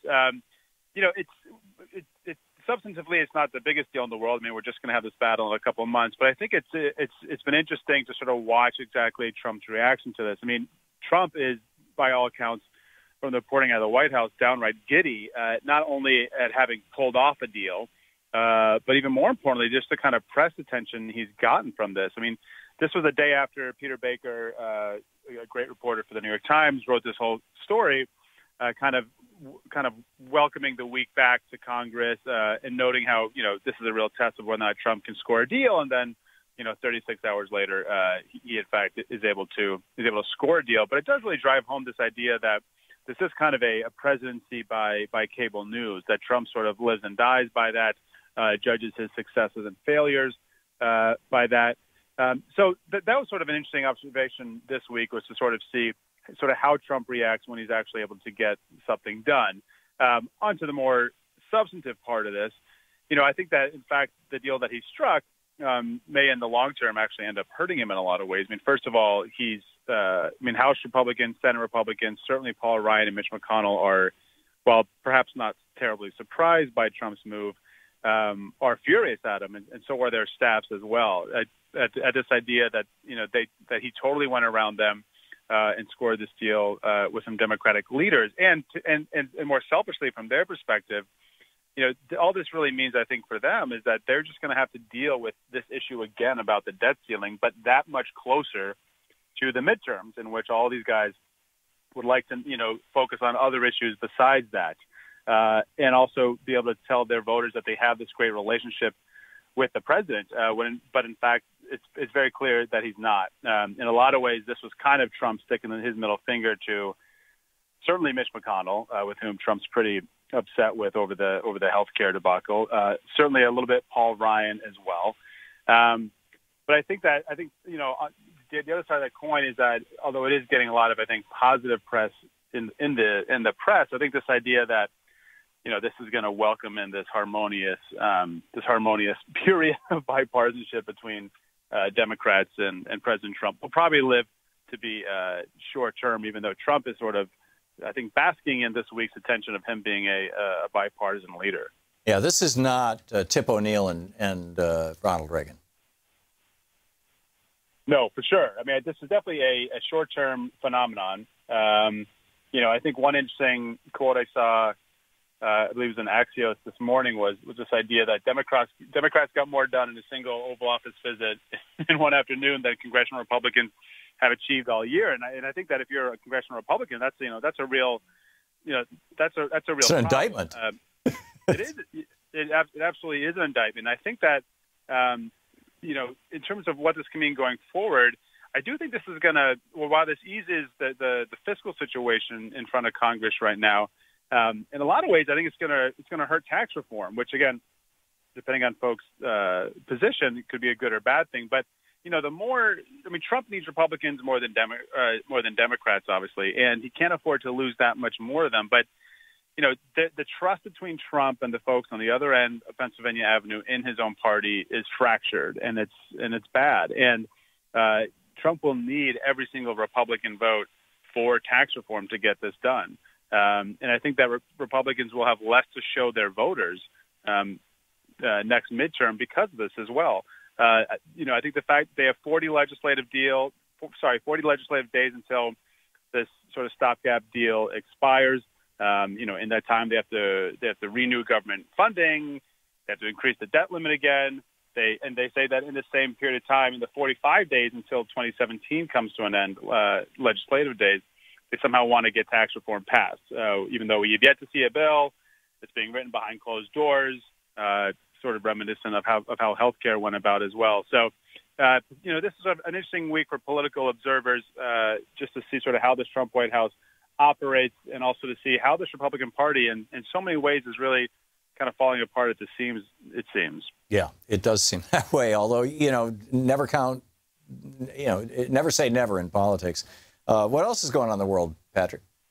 Well, the other big news is sort of the reports we're hearing coming out of Donald Trump Jr.'s private hearing with Senate investigators yesterday, when that largely focused on, it took about 5 hours, largely focused on that June 2016 meeting between Trump Jr.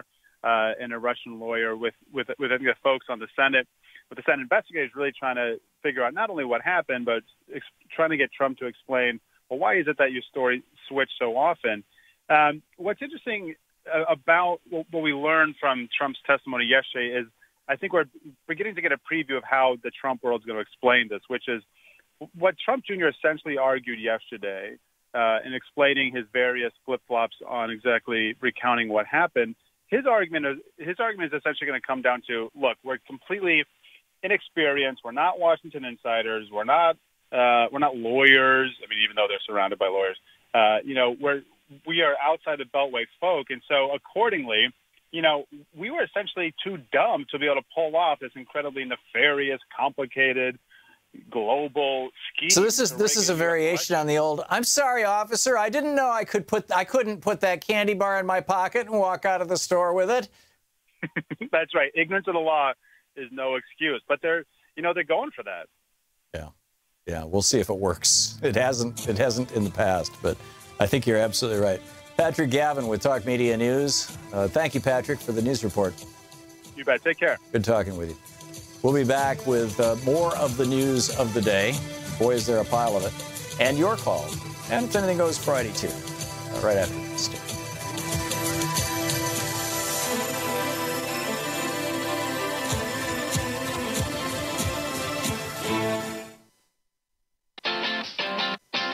You're listening to Thom Hartmann.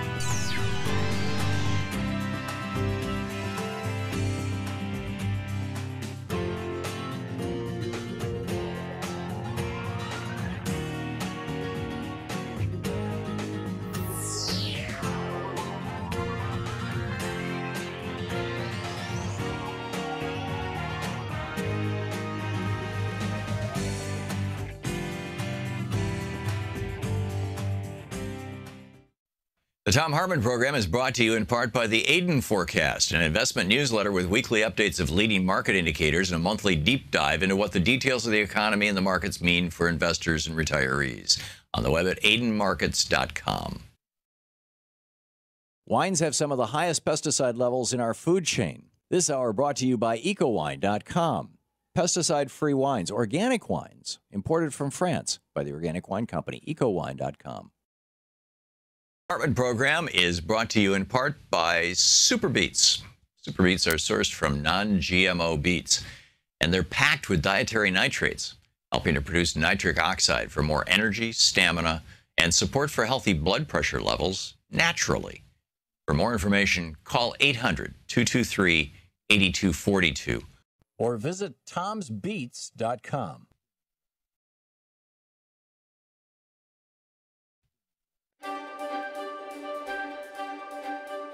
And welcome to Thom Hartmann University Book Club. Today we're reading from The Crash of 2016. This is one of the very last chapters is titled Green Revolution. Just as America now faces an unsustainable thirst for energy, so too was Germany faced with a power crisis in the late 1990s. Growing demands for electricity collided with the reality that the country has no oil reserves and a strong bias among its people against building nuclear power plants in the wake of the nearby Chernobyl meltdown. Yet the government knew that the country needed the electricity, equivalent of at least 1 or 2 new nuclear power plants over the next decade. So how to generate that much electricity without nuclear power? In 1999, progressives in Germany passed the 100,000 Roofs program, which mandated the banks had to provide low-interest 10-year loans to homeowners sufficient for them to put solar panels on their roofs. They then passed the Renewable Energy Law and integrated the 100,000 Roofs program into it in 2004.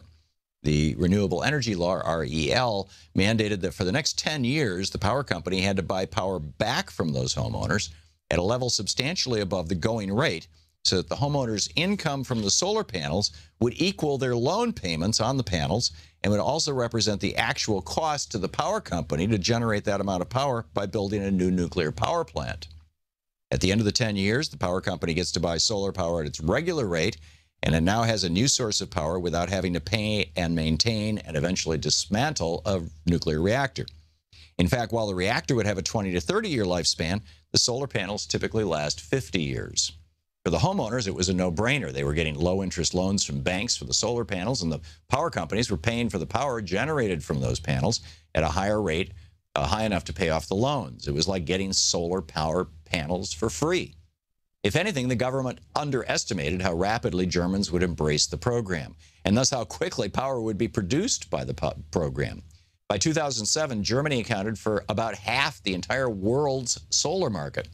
Just that one year, 2007, saw 1,300 megawatts, and a megawatt is a million watts, 1,300 megawatts of solar generating capacity brought online just across Germany. For comparison, consider the average generating capacity of each of the last 5 nuclear power plants brought online in the United States. That capacity is 1,100 megawatts. So Germany had 1,300 megawatts just in 2007 added. In 2008, Germany added 2,000 megawatts of solar power to their grid, like 2 nukes.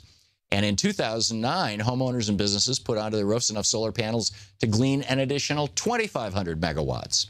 Although the goal for the first decade of this century was to generate around 3,000 megawatts, eliminating the need to build 2 new nuclear power plants, the simple no-risk program had instead added over 8,000 megawatts of power, roughly 8 nuclear power plants. And because the generation sources were scattered across the country, there was no need to run new high-tension power lines from central generating stations, making it more efficient and less expensive. Meanwhile, as dozens of German companies got into the business of manufacturing and installing solar power systems, the cost dropped by more than half between 1997 and 2007 and continues to plummet. The Germans expect that by 2050, more than a quarter of all their electricity will come from solar. It's now just over 1%. Now, I wrote this book 2.5 years ago. Germany this summer produced 100% of their electricity this way. That's how rapidly this has changed just in the last 3 years. It's really remarkable. Adding to the roughly 12.5% of all German energy currently produced by renewable sources, mostly hydro, but also wind, biomass, and geothermal. The solar panel program has been so successful that the German government is now thinking that it's time to back off and leave this to the marketplace, which they've largely done. And it's not just leaving it to the marketplace. They had to reinvent their grid. There's to be a smart grid to handle all the added electricity that all these solar panels were producing.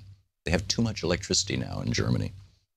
Germany is now considering incentives to its world-famous domestic auto industry to manufacture flex-fuel plug-in hybrid automobiles that can get over 500 miles per gallon of strategic gasoline, boosted by domestically produced rooftop solar with existing technology. Meanwhile, Denmark has invested billions in having more than half of its entire auto fleet using only electricity by 2030. And China is no slouch when it comes to renewable energy. Although the Chinese continue to bring another dirty coal-fired power plant online about once a week, they surpassed every other nation in the world in 2010 in direct investment in the production of solar and wind power. As the Los Angeles Times reported in March of 2010, U.S. clean energy investments hit $18 billion last year. A report from the Pew Charitable Trust said a little more than half the Chinese total of $34 billion. 5 years ago, Chinese investments in clean energy totaled just $2.5 billion. The United States also slipped behind 10 other countries, including Canada and Mexico, in clean energy investments as a share of the national economy. The Pew report pointed to another factor constraining U.S. competitiveness, a lack of national mandates for renewable energy production or a surcharge on greenhouse gas emissions that would make fossil fuels more expensive. The ultimate power to the people is for homes to have their own solar roofs, no longer needing power lines from distant power plants owned by big transnational corporations. And a few countries are pushing this solar tipping point, like China and Germany. Book, The Crash of 2016.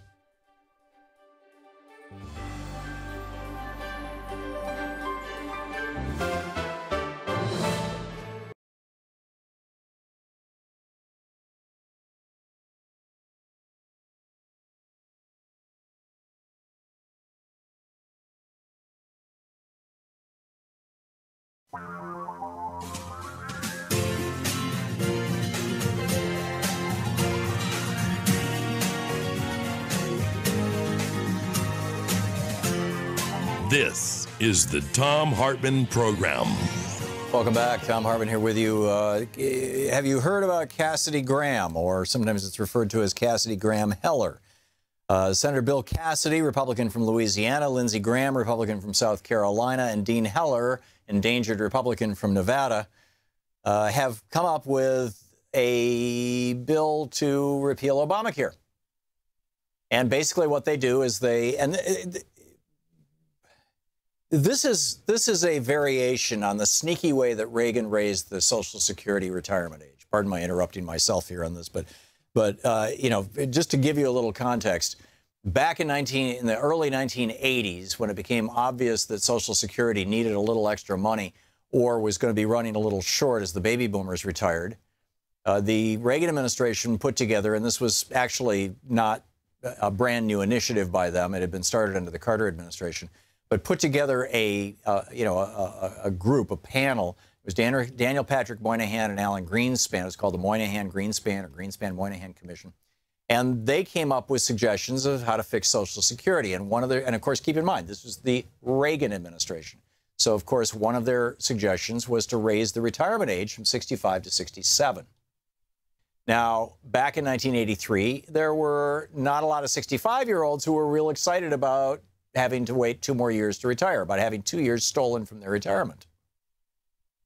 So, and Reagan wanted to get reelected, and so he said, yeah, we're going to raise the retirement age in 2016 or something like that. We'll do it in the next century. We'll do it in the next millennia, right? We're not going to do it next year.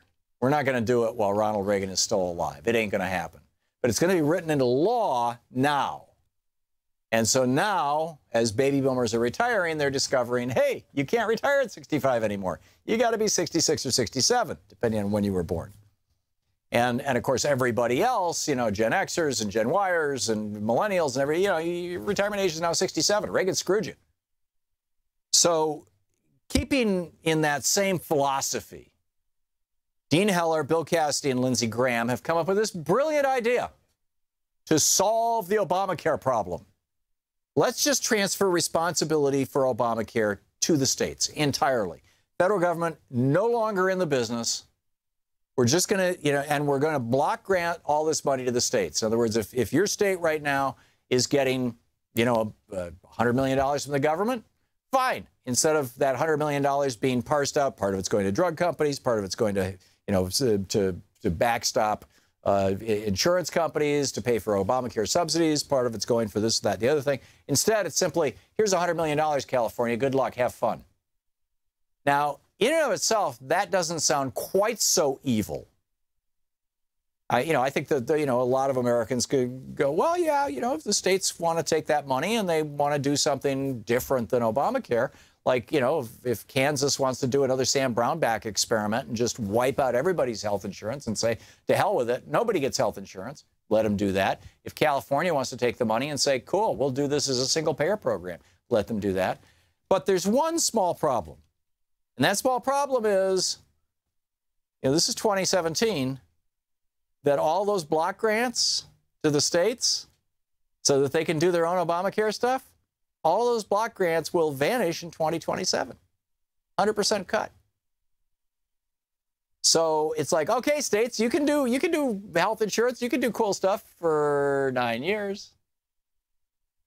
And then you get screwed. So who are the winners and losers? Well, the winners in this would be the states that never expanded Medicaid, which is all the red states. They're going to end up with more money because the money that could have been used to expand Medicaid will be included in the block grants. The losers will be all the states that did expand Medicaid, the blue states, New York, California, on the list goes, right? The blue states, because they expanded Medicaid, they're going to lose all that money. And the state itself is going to have to raise their taxes to raise the money. So this is a cruel hoax that Dean Heller, Lindsey Graham, and Bill Cassidy have come up with. It is an insanely cruel hoax. And it is an absolute setup. It is designed to screw us to the advantage of, the billionaire donors to the Republican Party who want their taxes lowered. Because once you say, okay, by 2017, no more federal money is going to pay for health care in the United States, or at least, outside of Medicare and Medicaid. And we're going to cut those too. But to say after 2027, no more federal money, no more Obamacare, no more backstop. It's brutal. It's just brutal. But they're not going to sell it like, hey, here, buy this, it's like a 5-year balloon mortgage, It's an exploding piñata. Here, buy this exploding piñata. It's going to blow up in your face, but so what? Right. They're not going to tell you about that. I guarantee it. They're going to be saying, hey, let's just, states' rights, and states are incubators of democracy, and they can experiment with things. And even Bernie Sanders thinks that individual states should be doing single payer, as a incubator of democracy. I mean, that's how Saskatchewan did it, right? And they're not going to tell you that it's actually a giant Trojan horse. This thing is just set up. It's a setup to ruin healthcare in the United States, or to eliminate socialist programs like, federal support of healthcare. Amazing. So Troy and I are in the middle of an argument, a scientific argument here. This, by the way, there's the Obamacare, the bill about Cassidy, Graham, Heller, about this piece of legislation. Kim Soffin wrote a great piece about it in yesterday's Washington Post. You can track that down and read it. It has all the grim details. But this article that came out of agu.org, what is AGU? Association of what? Something. Okay, we'll find out in just a second. Anyhow, this scientific study, thunderstorms directly above two of the world's busiest shipping lanes are significantly more powerful than storms in areas of the ocean where ships don't travel, according to new research. This is from the American Geophysical Union. And they say a new study mapping lightning around the globe. Now, this is the only metric they're looking at is lightning. But, we map lightning fairly efficiently with satellites and things. Every lightning strike is measurable now from outer space. And so we know exactly where all the lightning is happening. A new study mapping lightning around the globe finds lightning strikes occur nearly twice as often directly above heavily trafficked shipping lanes in the Indian Ocean and the South China Sea. more than they do in areas of the ocean adjacent to shipping lanes that have similar climates. So they're positing that the reason for this is that these ships, they're all, you know, giant diesel engines, and diesel is very dirty, and there's lots of particulate matter in diesel exhaust. And so as the ships are going along, they're blowing this exhaust into the air. The exhaust itself is highly particulate, lots and lots of tiny particles in it. That's that soot that you see from diesels. It's, you know, you put your hand near an exhaust pipe on a diesel car, and it'll gradually, you know, darken as the particulate matter sticks to it. And so they're speculating that particulate matter, you know, raindrops are always around a particle, always around a little piece of dust, typically. Snowflakes as well. And so they're suggesting that all of this aerosolized particulate matter is, you know, providing the catchment, the seeding. It's like cloud seeding. It's seeding the atmosphere directly above the ships, and thus creating storms, which are creating lightning. That's one theory, and that's the one that Troy likes. My theory about this, as you know, an old electrical engineer, ham radio operator, whatever, and being very conscious about grounding, and also, you know, I own a boat. Lightning, you know, you go from a negatively charged sky, a surplus of electrons, to a positively charged ocean, a shortage of electrons. And zap, you know, that's what it is. It's a discharge of static electricity that has accumulated over time in the atmosphere as a result of largely Brownian motion or variations on it, the motion of particles against each other producing static electricity, the way that you rub a balloon, you know, with certain types of fabric, and you produce static electricity. And that static wants to go to ground, which in this case is ocean. But if something is sticking above the ocean, it's like a tree in a field, right? What does lightning hit on a golf course? It doesn't hit the ninth hole. It hits the tree near the ninth hole because it's sticking up above the ground, and it's also filled with water. The tree is, it's lots of moisture, so it's electrically conductive. And so the lightning hits the tree rather than hitting the ground. And I'm speculating that the lightning is hitting the boats. And the one thing that, you know, reading this, now they're saying, you know, all combustion engines emit exhaust, nitrogen, sulfur, all these kind of things. And I get that, and that may well be. But I really think that this, I mean, you look at the map of this thing, and it's like the shipping lanes are just these little bright lines filled with all these lightning strikes. Very, very specific and exact lines. I have to think that this is, you know, basically shorting air to ground. But maybe it is. Maybe, Trey, you're right. Maybe the American Geophysical Union, yeah, maybe the scientists who came up with this are right. But, you know, hey, if Rush Limbaugh can declare Hurricane Irma a liberal hoax, then I can speculate about why it is that shipping lanes have more lightning. I'm probably wrong, but what the heck. Anyhow, Anything Goes Friday. We'll pick up your calls in just a minute here on the Thom Hartmann Program. Stick around. It's coming up on a little past 13 minutes, or 17 minutes past the hour. This is the Thom Hartmann Program. And happy birthday, Bernie. Today is Bernie Sanders' birthday, so send him a tweet. Tell him I said happy birthday. We'll be right back.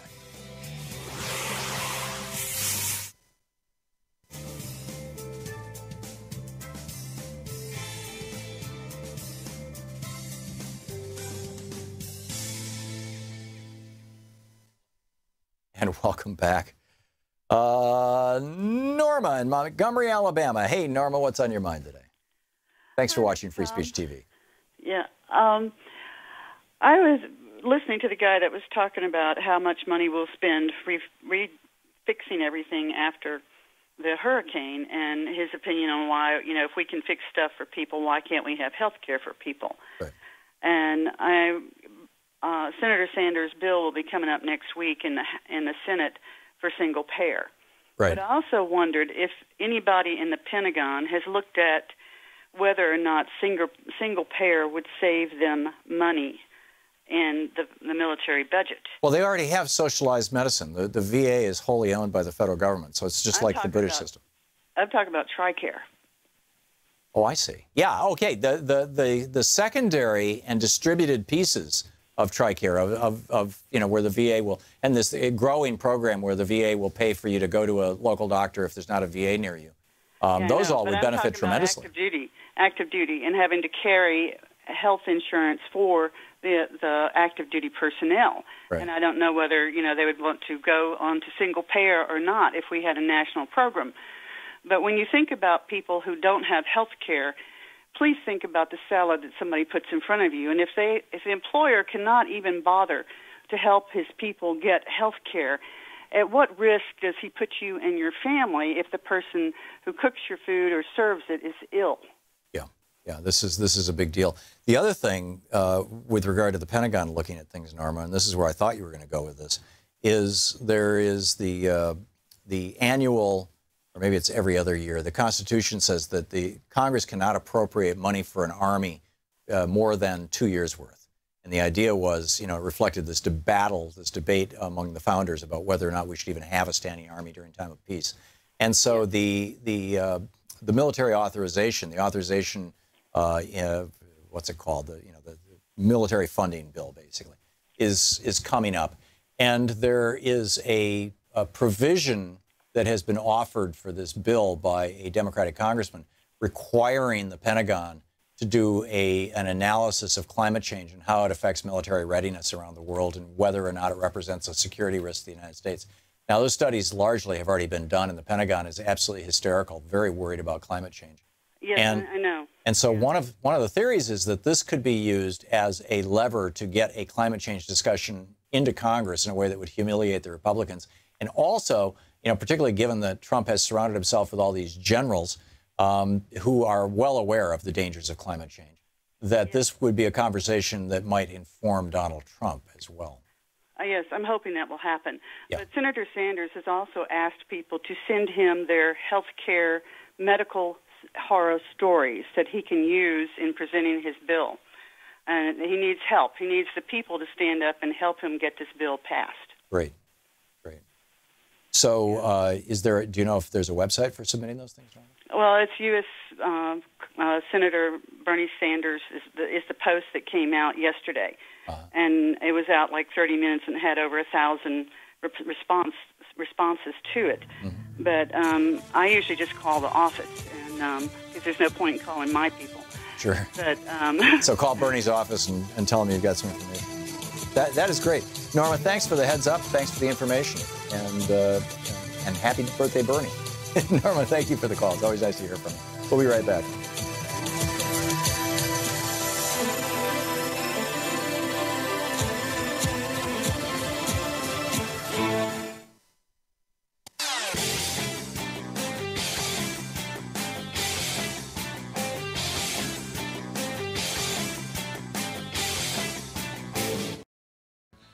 I'm Valerie with Free Speech TV.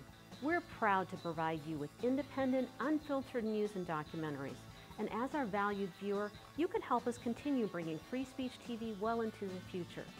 Join our Pearly Gate Rebels, our planned giving program. Your gift of any size will help ensure democracy endures through an informed citizenry. You can donate property, money, or assets. It's easy. My spouse and I are proud Pearly Gate Rebels. We're doing our part to ensure that Free Speech TV will be here to deliver thought-provoking news and information well into the future. Join us. Call 877-378-8669 or email me at valerie@freespeech.org. Rebel against media owned by billionaires and become one of our Pearly Gate Rebels today.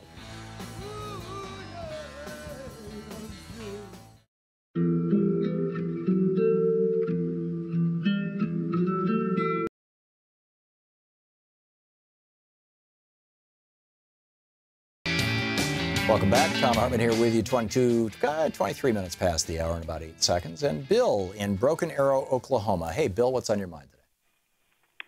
Hello, Tom. I have an issue that I've been trying to get some, maybe you've talked about it, the fact that President Trump was never required to pass security clearance, and if he had been required, we would have had his tax records considered by whoever does security clearance, and The fact that the most important person in the world that should have security clearance doesn't. Why aren't the Democrats insisting that with all the possible involvements that he might have with the Soviets or now the Russians, might have compromised him, possibly, that the investigation is going to determine that? Why are we letting a person with no security clearance have the most important position on earth?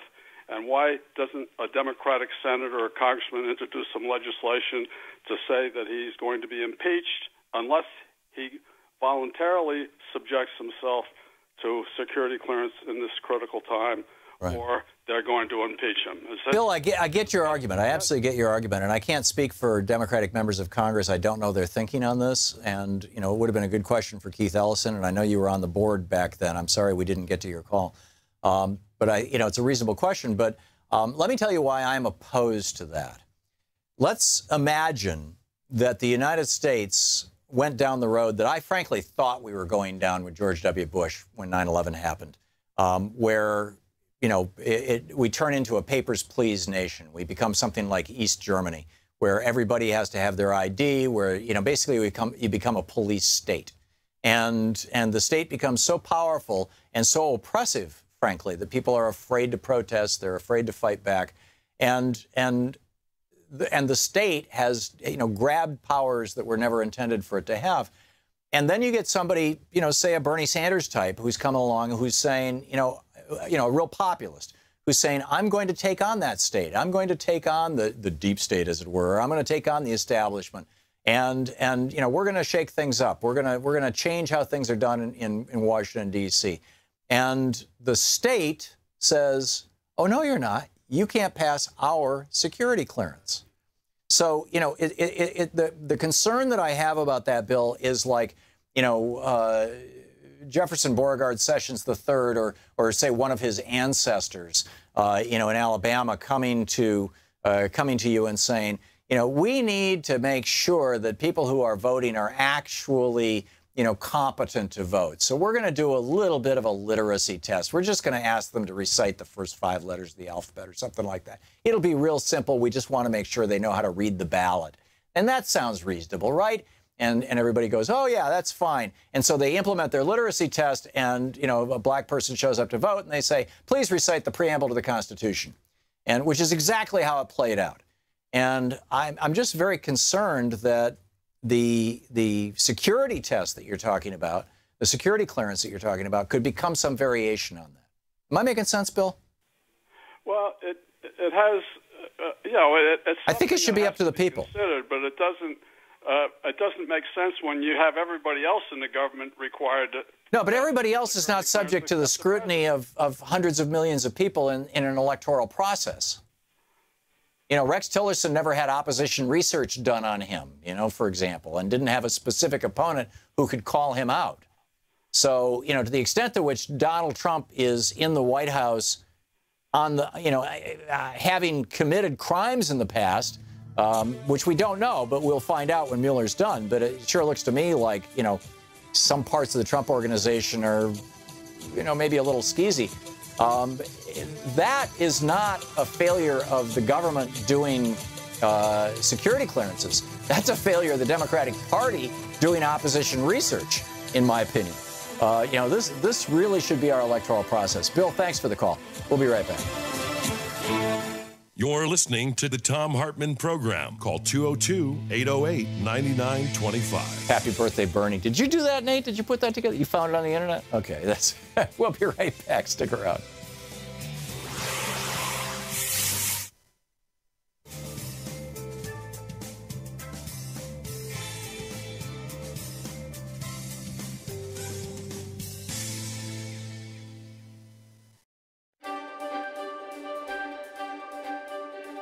It's Thom Hartmann University Book Club. In the weeks after 9/11, Rodale Press reached out to a bunch of folks, me, the Dalai Lama, Archbishop Desmond Tutu, Rabbi David Wolpe, Thich Nhat Hanh, Chuck Colson, Neil Donald Walsh, and asked for thoughts about a spiritual response to the attack on America. The result was a book, From the Ashes.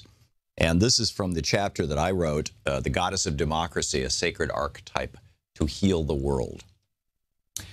People argue that the terrorist attacks against the United States reflect a war between one religion and another, or between the poor and rich of the world. While there may be an element of truth to each, I'd suggest that the real war here is between the 11th century and the 21st century. And while our leaders, and until our leaders figure that out, we may miss some great opportunities. Back in the Dark and Middle Ages, the Catholic Church ruled Europe. Women were often forbidden to go out in public unless properly covered, and were explicitly the property of men. Justice was swift and severe, ranging from disfigurement to torture to death in horrific ways, and most often meted out with the approval or supervision of clerics. The power behind the power of all the royal families of Europe was the Pope. On November 27th, 1095, Pope Urban gave one of history's most famous speeches to the Council of Clermont in France, calling for a holy war against Islam to unite factious Europe. Dr. E.L. Skip Knox of Boise State University in Idaho summarized the Pope's speech. The noble race of Franks must come to the aid of their fellow Christians in the East. The infidel Turks are advancing into the heart of Eastern Christendom. Christians are being oppressed and attacked. Churches and holy places are being defiled. Jerusalem is groaning under the Saracen yoke. The Holy Sepulchre is in Muslim hands and has been turned into a mosque. The Franks must stop their internal wars and squabbles. Let them go instead against the infidel and fight a righteous war. God himself will lead them, for they will be doing his work. There will be absolution and remission of sins for all who die in the service of Christ. Here they are poor and miserable sinners. There they will be rich and happy. Let none hesitate. They must march next summer. God wills it. Thus began a war between two different medieval cultures, 11th century Catholic and 11th century Muslim. Over the next few centuries, the Catholics, with their battle cry of Deus Vult, God wills it, were often victorious against the Muslims, whose only crime defined by the Pope was that they were living in the Holy Land of the Catholic Church. Medieval historian Raymond of Aguilles wrote the following eyewitness account of the attack and seizure of Jerusalem in 1099 by the triumphant Christian crusaders. Quote, "Some of our men cut off the heads of their enemies. Others shot them with arrows so they fell from the towers. Others tortured them longer by casting them into the flames. Piles of heads, hand, and feet were to be seen in the streets of the city. It was necessary to pick one's way over the bodies of men and horses.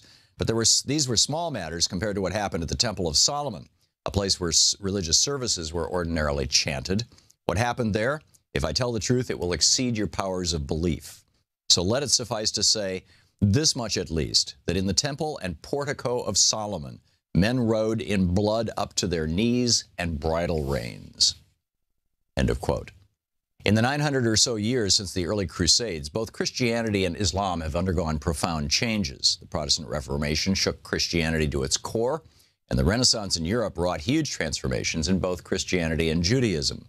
Perhaps the most critical change came about in the 18th century when Jefferson, Madison, Franklin, and others synthesized the highest ideals of Greek, Roman, and Iroquois thought and culture to create the United States of America. In doing that, they ignited the flame of liberty, bringing into the world an archetype that to this day inspires hope worldwide. As America grew and our ideas of Republican democracy spread around the world, further transformations of the world took place. Another turning point was when modern science challenged the medieval worldview of the church in the Scopes monkey trial of 1925. Although Clarence Darrow lost that case, its widespread publicity began a dramatic and lasting process of change across the world. The American dream is a powerful and pervasive force in the world, even if the sometimes imperialistic behavior of our transnational corporations is often at odds with our own ideals. That dream has wafted over the entire world and is still so powerful that people are willing to die for it. In China, the Tiananmen Square protesters marched to their doom in 1989, carrying a 37-foot-tall papier-mâché replica of the Statue of Liberty, which they had renamed the Goddess of Democracy.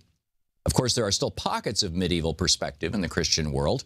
The post-disaster comments of Jerry Falwell and Pat Robertson, who have said they had just witnessed the wrath of their God, who had lifted the veil and allowed the terrorists to act because of their God's anger over homosexuals, liberals, and the ACLU, reveals that such a worldview is still alive and well in a small fringe of Christianity. Some Christians are still today willing to commit terrorist acts of murder or mass murder Timothy McVeigh and those who murdered numerous abortion providers all claimed their acts are grounded in Christianity and biblical teachings. And just as 21st century Christianity still has its own pockets of medieval worldview, so does 21st century Islam. And then he gets into, you know, how these reformations happen and, you know, what we hope to see in among those right-wing crazies in Islam. The book is From the Ashes, A Spiritual Response to the Attack on America.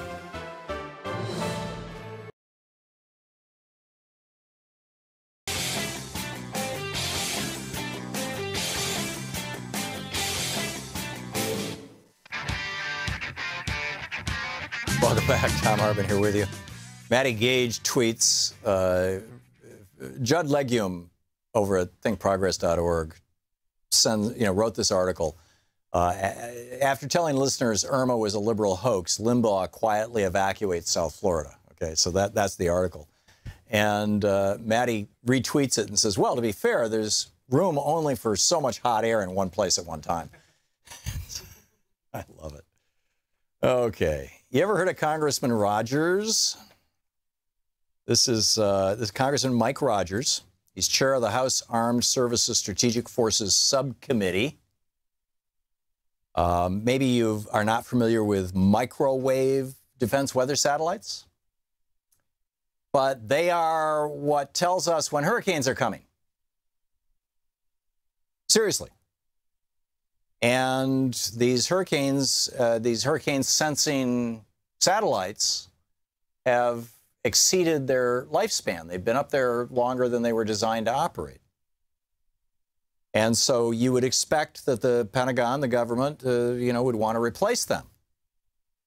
Well, let me just share with you this. This is from by Fish Out of Water over at Daily Kos. The headline: Alabama Republican Representative Rogers destroyed key hurricane monitoring satellite. The article, very straightforward. The U.S. Air Force has maintained a series of defense weather satellites with microwave imaging technology since the 1960s. This goes back to Kennedy Johnson.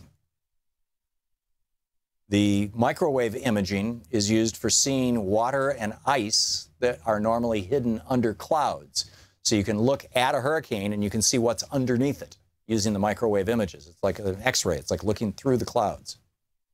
Unfortunately, and therefore they're super useful for people who are tracking hurricanes. Unfortunately, most of the existing F-series satellites have exceeded their design lifetime, and no replacements are in sight because Mike Rogers, chair of the House Armed Services Strategic Forces Subcommittee, forced the Air Force to destroy the F-20 units. Now, the ones that they're using right now are the F-19s. These are the new and improved satellites.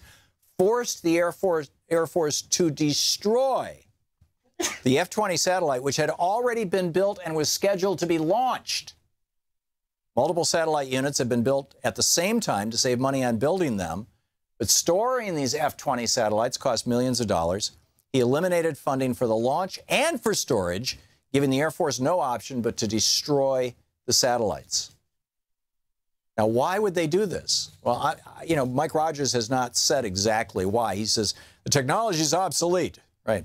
But it provided us with a continuous record of what's going on with sea ice in the Arctic, for example, and what's going on with her. Oh, wait a minute!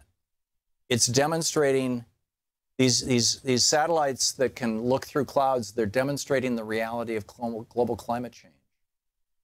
And Mike Rogers is one of these Republicans who takes money from climate-denying petro-billionaires.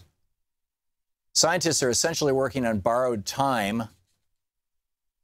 It's Fish Out of Water over at Daily Kos. There are currently 4 satellites with sensors that can monitor Arctic sea ice. 3 of the 4 are 2 to 8 years past their expected lifespans. Last year, one of those satellites malfunctioned. Rogers seemed angry that the Air Force's F-satellite series was collecting key data that proved the dangerous warming was taking place in the Arctic. He accused the Air Force of incompetence. This is from an article over at spacenews.com. During a House Armed Services Committee hearing on acquisition reform, Representative Mike Rogers of Alabama said Congress had lost confidence in the Air Force's ability to run its legacy weather satellite program. Rogers chairs the House Armed Services, blah, blah, blah. Instead, Rogers said the money set aside for the DMSP for these satellites could have been spent on other national security priorities. But now the satellite is going in the trash. I presume it's going to be made into razor blades, he said. Right, because razor blades are so much more important than being able to tell if a hurricane's coming and if it's going to take you out. By the way, I talked about Equifax, in July being hacked and telling us about it in September. And now they got a website up that you can go to find out if your information is at risk.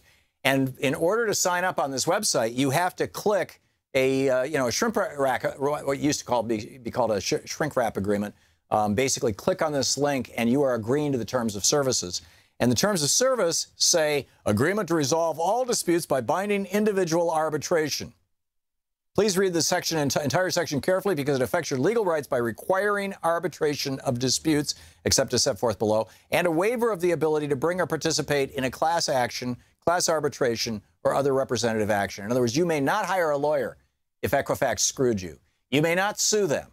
You may not participate in a class action. And the way that you enter into a contract with Equifax that absolutely prevents you from ever suing them or going after them in a class action is by asking them whether they revealed your information. Tell me this is not bizarre. Anyhow, George in Chicago. Hey, George, what's on your mind today? Two things, a point and a question. You had a caller several months ago who related that he had attended the same college as Betsy DeVos. I don't know if they were actual classmates or knew each other, but they were there at the same time. And he mentioned that she was always accompanied by a bodyguard from her brother's company. So here we have an example not only of white privilege, but super white privilege of the top 1%.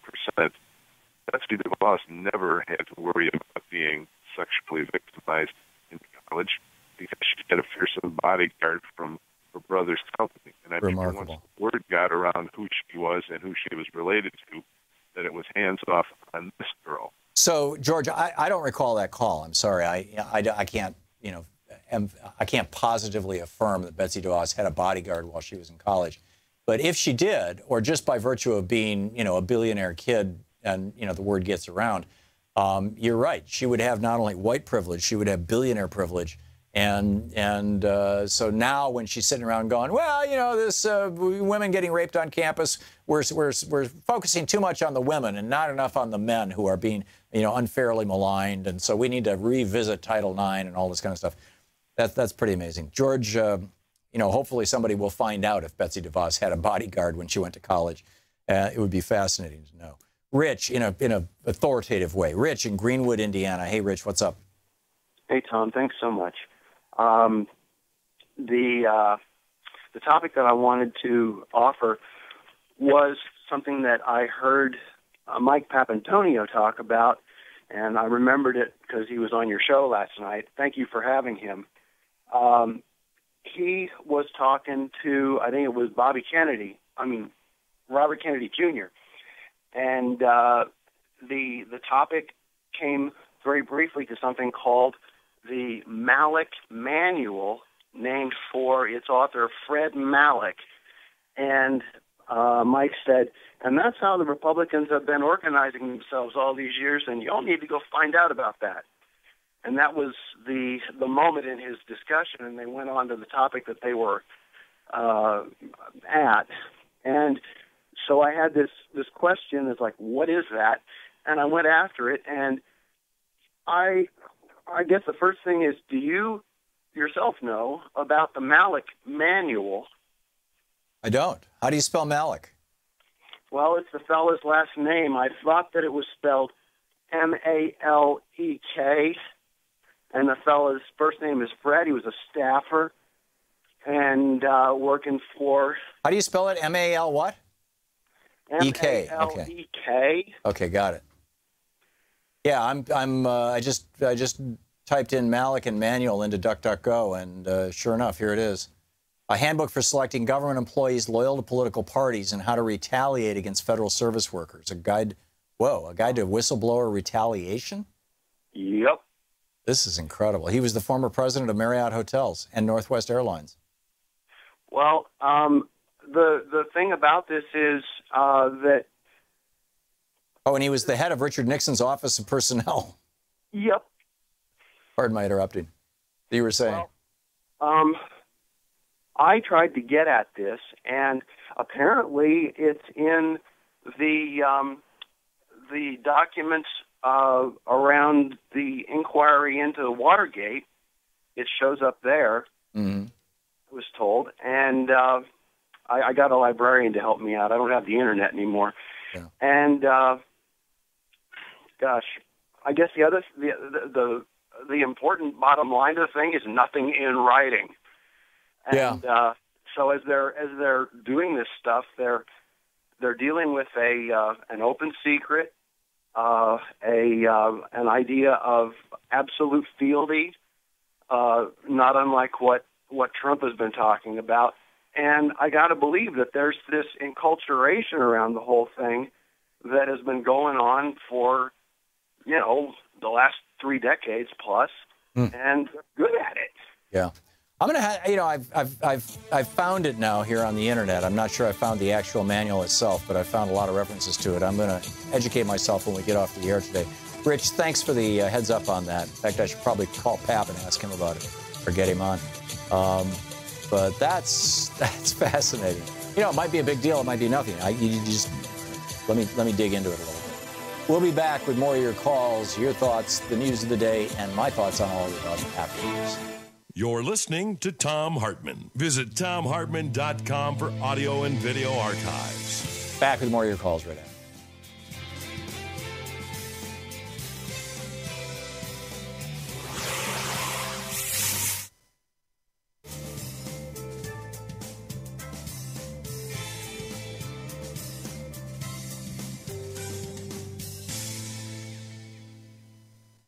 And welcome back. Nino in Sacramento, California, watching on Free Speech TV. Hey, Nino, what's on your mind?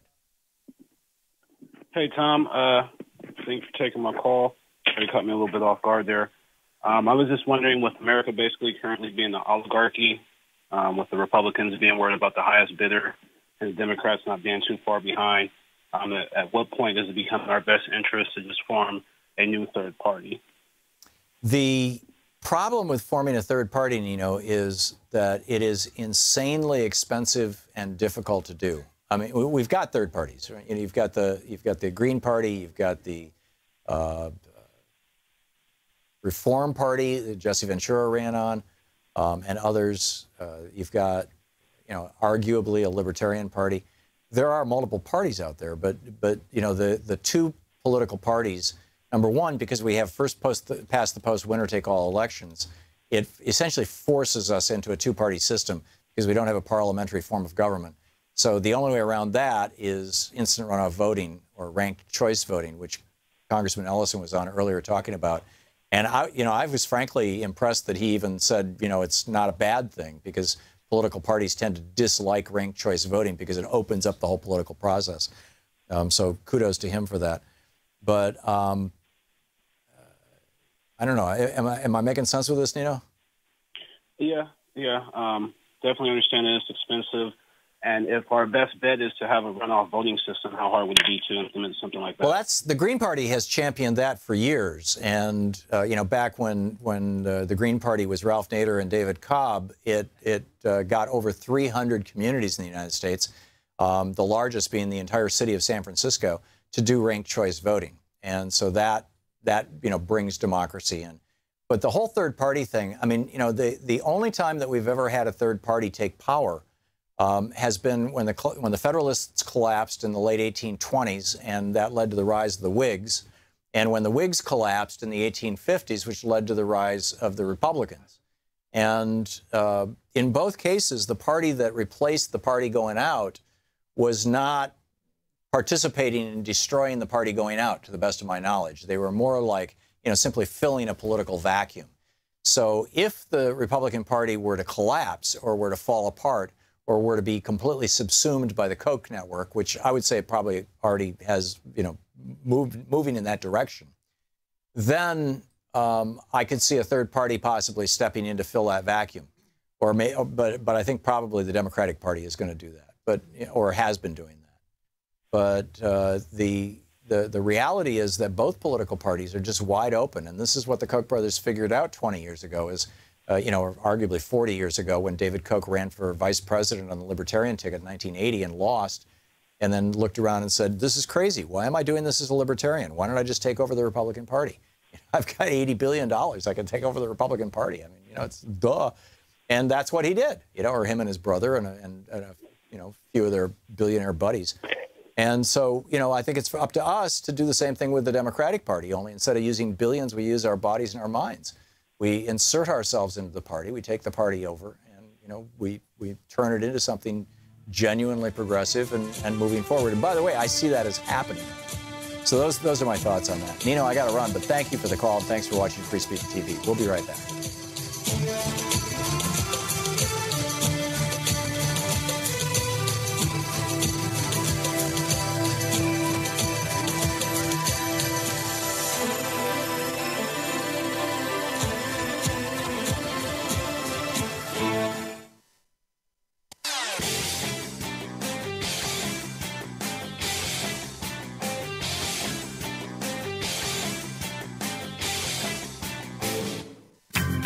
Hey, thanks so much to our show director, Louise Hartman, to our executive producer, Sean Taylor, to our producers, Nate Atwell, Chris Mendelis, and Troy Miller, to our rater researcher, Nate Sweet, to our webmasters, Nigel Peacock and Jamie Holly, to our business manager, Ron Hartenbaum, to everyone at our syndicators, Digital Media, Pacifica Radio, Sirius XM Satellite Radio, Cable Radio Network, Free Speech TV on Dish Network, DirecTV, all the cable providers who carry our show, including Manhattan Neighborhood Network into every home in Manhattan.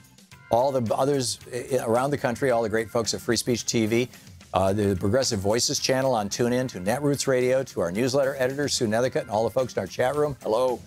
To Ellen Radner, Victoria Jones, Bob Ney, and everyone at Talk Media News, to Jay Goodman-Tamboli for tech support, to our affiliates, our sponsors, our underwriters, and to you and our Patreon supporters, too, at patreon.com/Thom Hartmann. Thank you so much for supporting our program and for being there with us and for us. It's truly appreciated. Walter in Algonquin, Illinois. Hey, Walter, what's on your mind? First, I'd like to say thanks for having your program. You're the greatest. Well, thank you. I don't know how you can remember everything you do. Sometimes I'm not sure how I do either. Got a couple of things. A lot of these people that are going Republican don't really know the facts, and some of the things I'd like to mention is a person on Medicaid, if they're in a nursing home and it's just a man and his wife, they have a situation where you can have $109,000, one car, and one home. That's $109,000 liquid assets. Right. Then they tell you if you take your spouse out of the nursing home and take them at home to home and care for them yourself, which is going to cost the government a lot less money, and that is the state government. Right. Then you have to pay them back. Then you can have one car, one house, and $3,000 liquid assets, not $109,000. Now, to me, this is situated. The situation became possible by lobbyists for the nursing homes. Sure. I don't see any other way. Sure. Then I find out through Catholic Charities that if you have your spouse at home and care for her there, you can have $109,000 liquid assets, just like in a nursing home, if, and that's the operative word, if, there were three things. One is if you have a person calling on them from a company to help you take care of your spouse.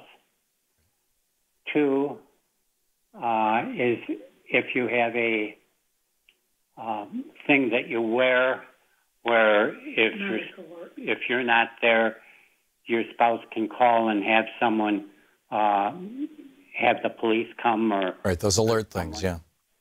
And the third one, I forgot what that was, but there's another one. And here again, that's for those companies that had their lobbyists go to the government and make that clause to where you're being penalized if you don't get care from companies. Right. And those companies are not democratic companies, I assure you. No, I completely agree with you, Walter. And this is a little microcosm of the macrocosm, which is the vast majority of law in the United States, particularly law that has to do with money, particularly tax law, which is what this bounces into, because many states will actually claw back from you the cost of nursing home care under Medicaid. All of these decisions are being made on behalf of special interests. This is the faction that James Madison warned us about in Federalist Number 10. Factions have taken over our government to a large extent, and Americans know it. And it's the reason why they're so cynical. It's the reason why they don't show up to vote. It's there's been this takeover of our government by corporate interests and billionaire interests. And the answer, in my opinion, is for us to take our government back. But in the meantime, we're stuck in this situation where we're facing a fairly brutal oligarchy, in a corporate oligarchy. Henry Wallace's words keep echoing in my head. They claim to be super patriots, but they are in reality the spokesman for vested interest and monopoly. And that's exactly, that was from the New York Times in June of 1944, Vice President Henry Wallace, talking about rich people in the United States who were politically active on the right. And he was absolutely right. Walter, I've got to move along, but thank you for the call. It's a great contribution to the conversation. Keegan in Alameda, California. Hey, Keegan, what's up? Hey, Tom. I first wanted to say that as a recent journalism graduate, I work for a local independent outlet called the East Bay Citizen. I wanted to say I probably learned more from your programs than I did from any of my journalism classes that were real newses. So Thank you so much for your program. Well, thank you, Keegan. You're welcome. And also, Crash of 2016 is an excellent read. I wanted to thank you for that. I'd recommend it to anyone, political novices. It has a great amount of information, and it's not too difficult to understand.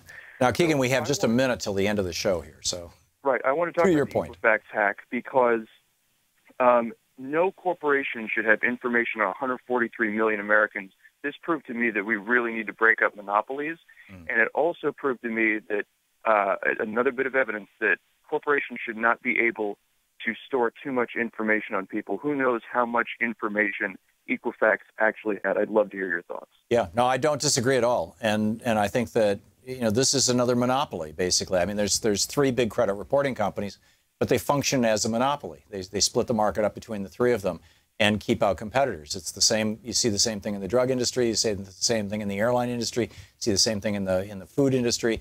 You see the same thing in the gas station industry. I mean, you pick a marketplace, and you'll find that all of them have been basically vertically integrated and monopolized by a small number of people. 149 million Americans is more than there are American taxpayers. There's only 115 million Americans, roughly, who are in the labor market and are paying taxes every year. So, this is a huge database because, the balance of the 300 million of us are, in students or they're young people or they're elderly people or whatnot, or, married spouses who are not working. So, yeah, I think that, Keegan, you nailed it. This is proof positive of monopoly and of how dangerous and destructive monopoly is. And then they had the arrogance to say, oh, yeah, and we'd be glad to tell you how badly we damaged your information. Once you click this little box that gives up your right, which is, by the way, in the Constitution, the 7th Amendment, gives up your right to sue. It's amazing. Keegan, thank you so much for the call. It's great to hear from you. Thank you for your kind words. And thank you all for being with us today and this week. Don't forget, democracy is not a spectator sport. It requires you. Get out there, get active, tag. You're it. See you on Monday. You've been listening to Thom Hartmann. For audio and video archives, visit thomhartmann.com.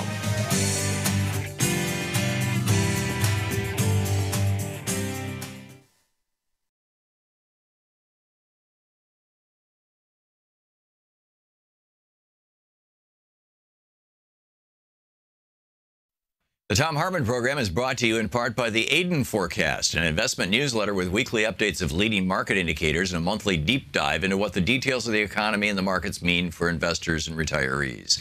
On the web at aidenmarkets.com.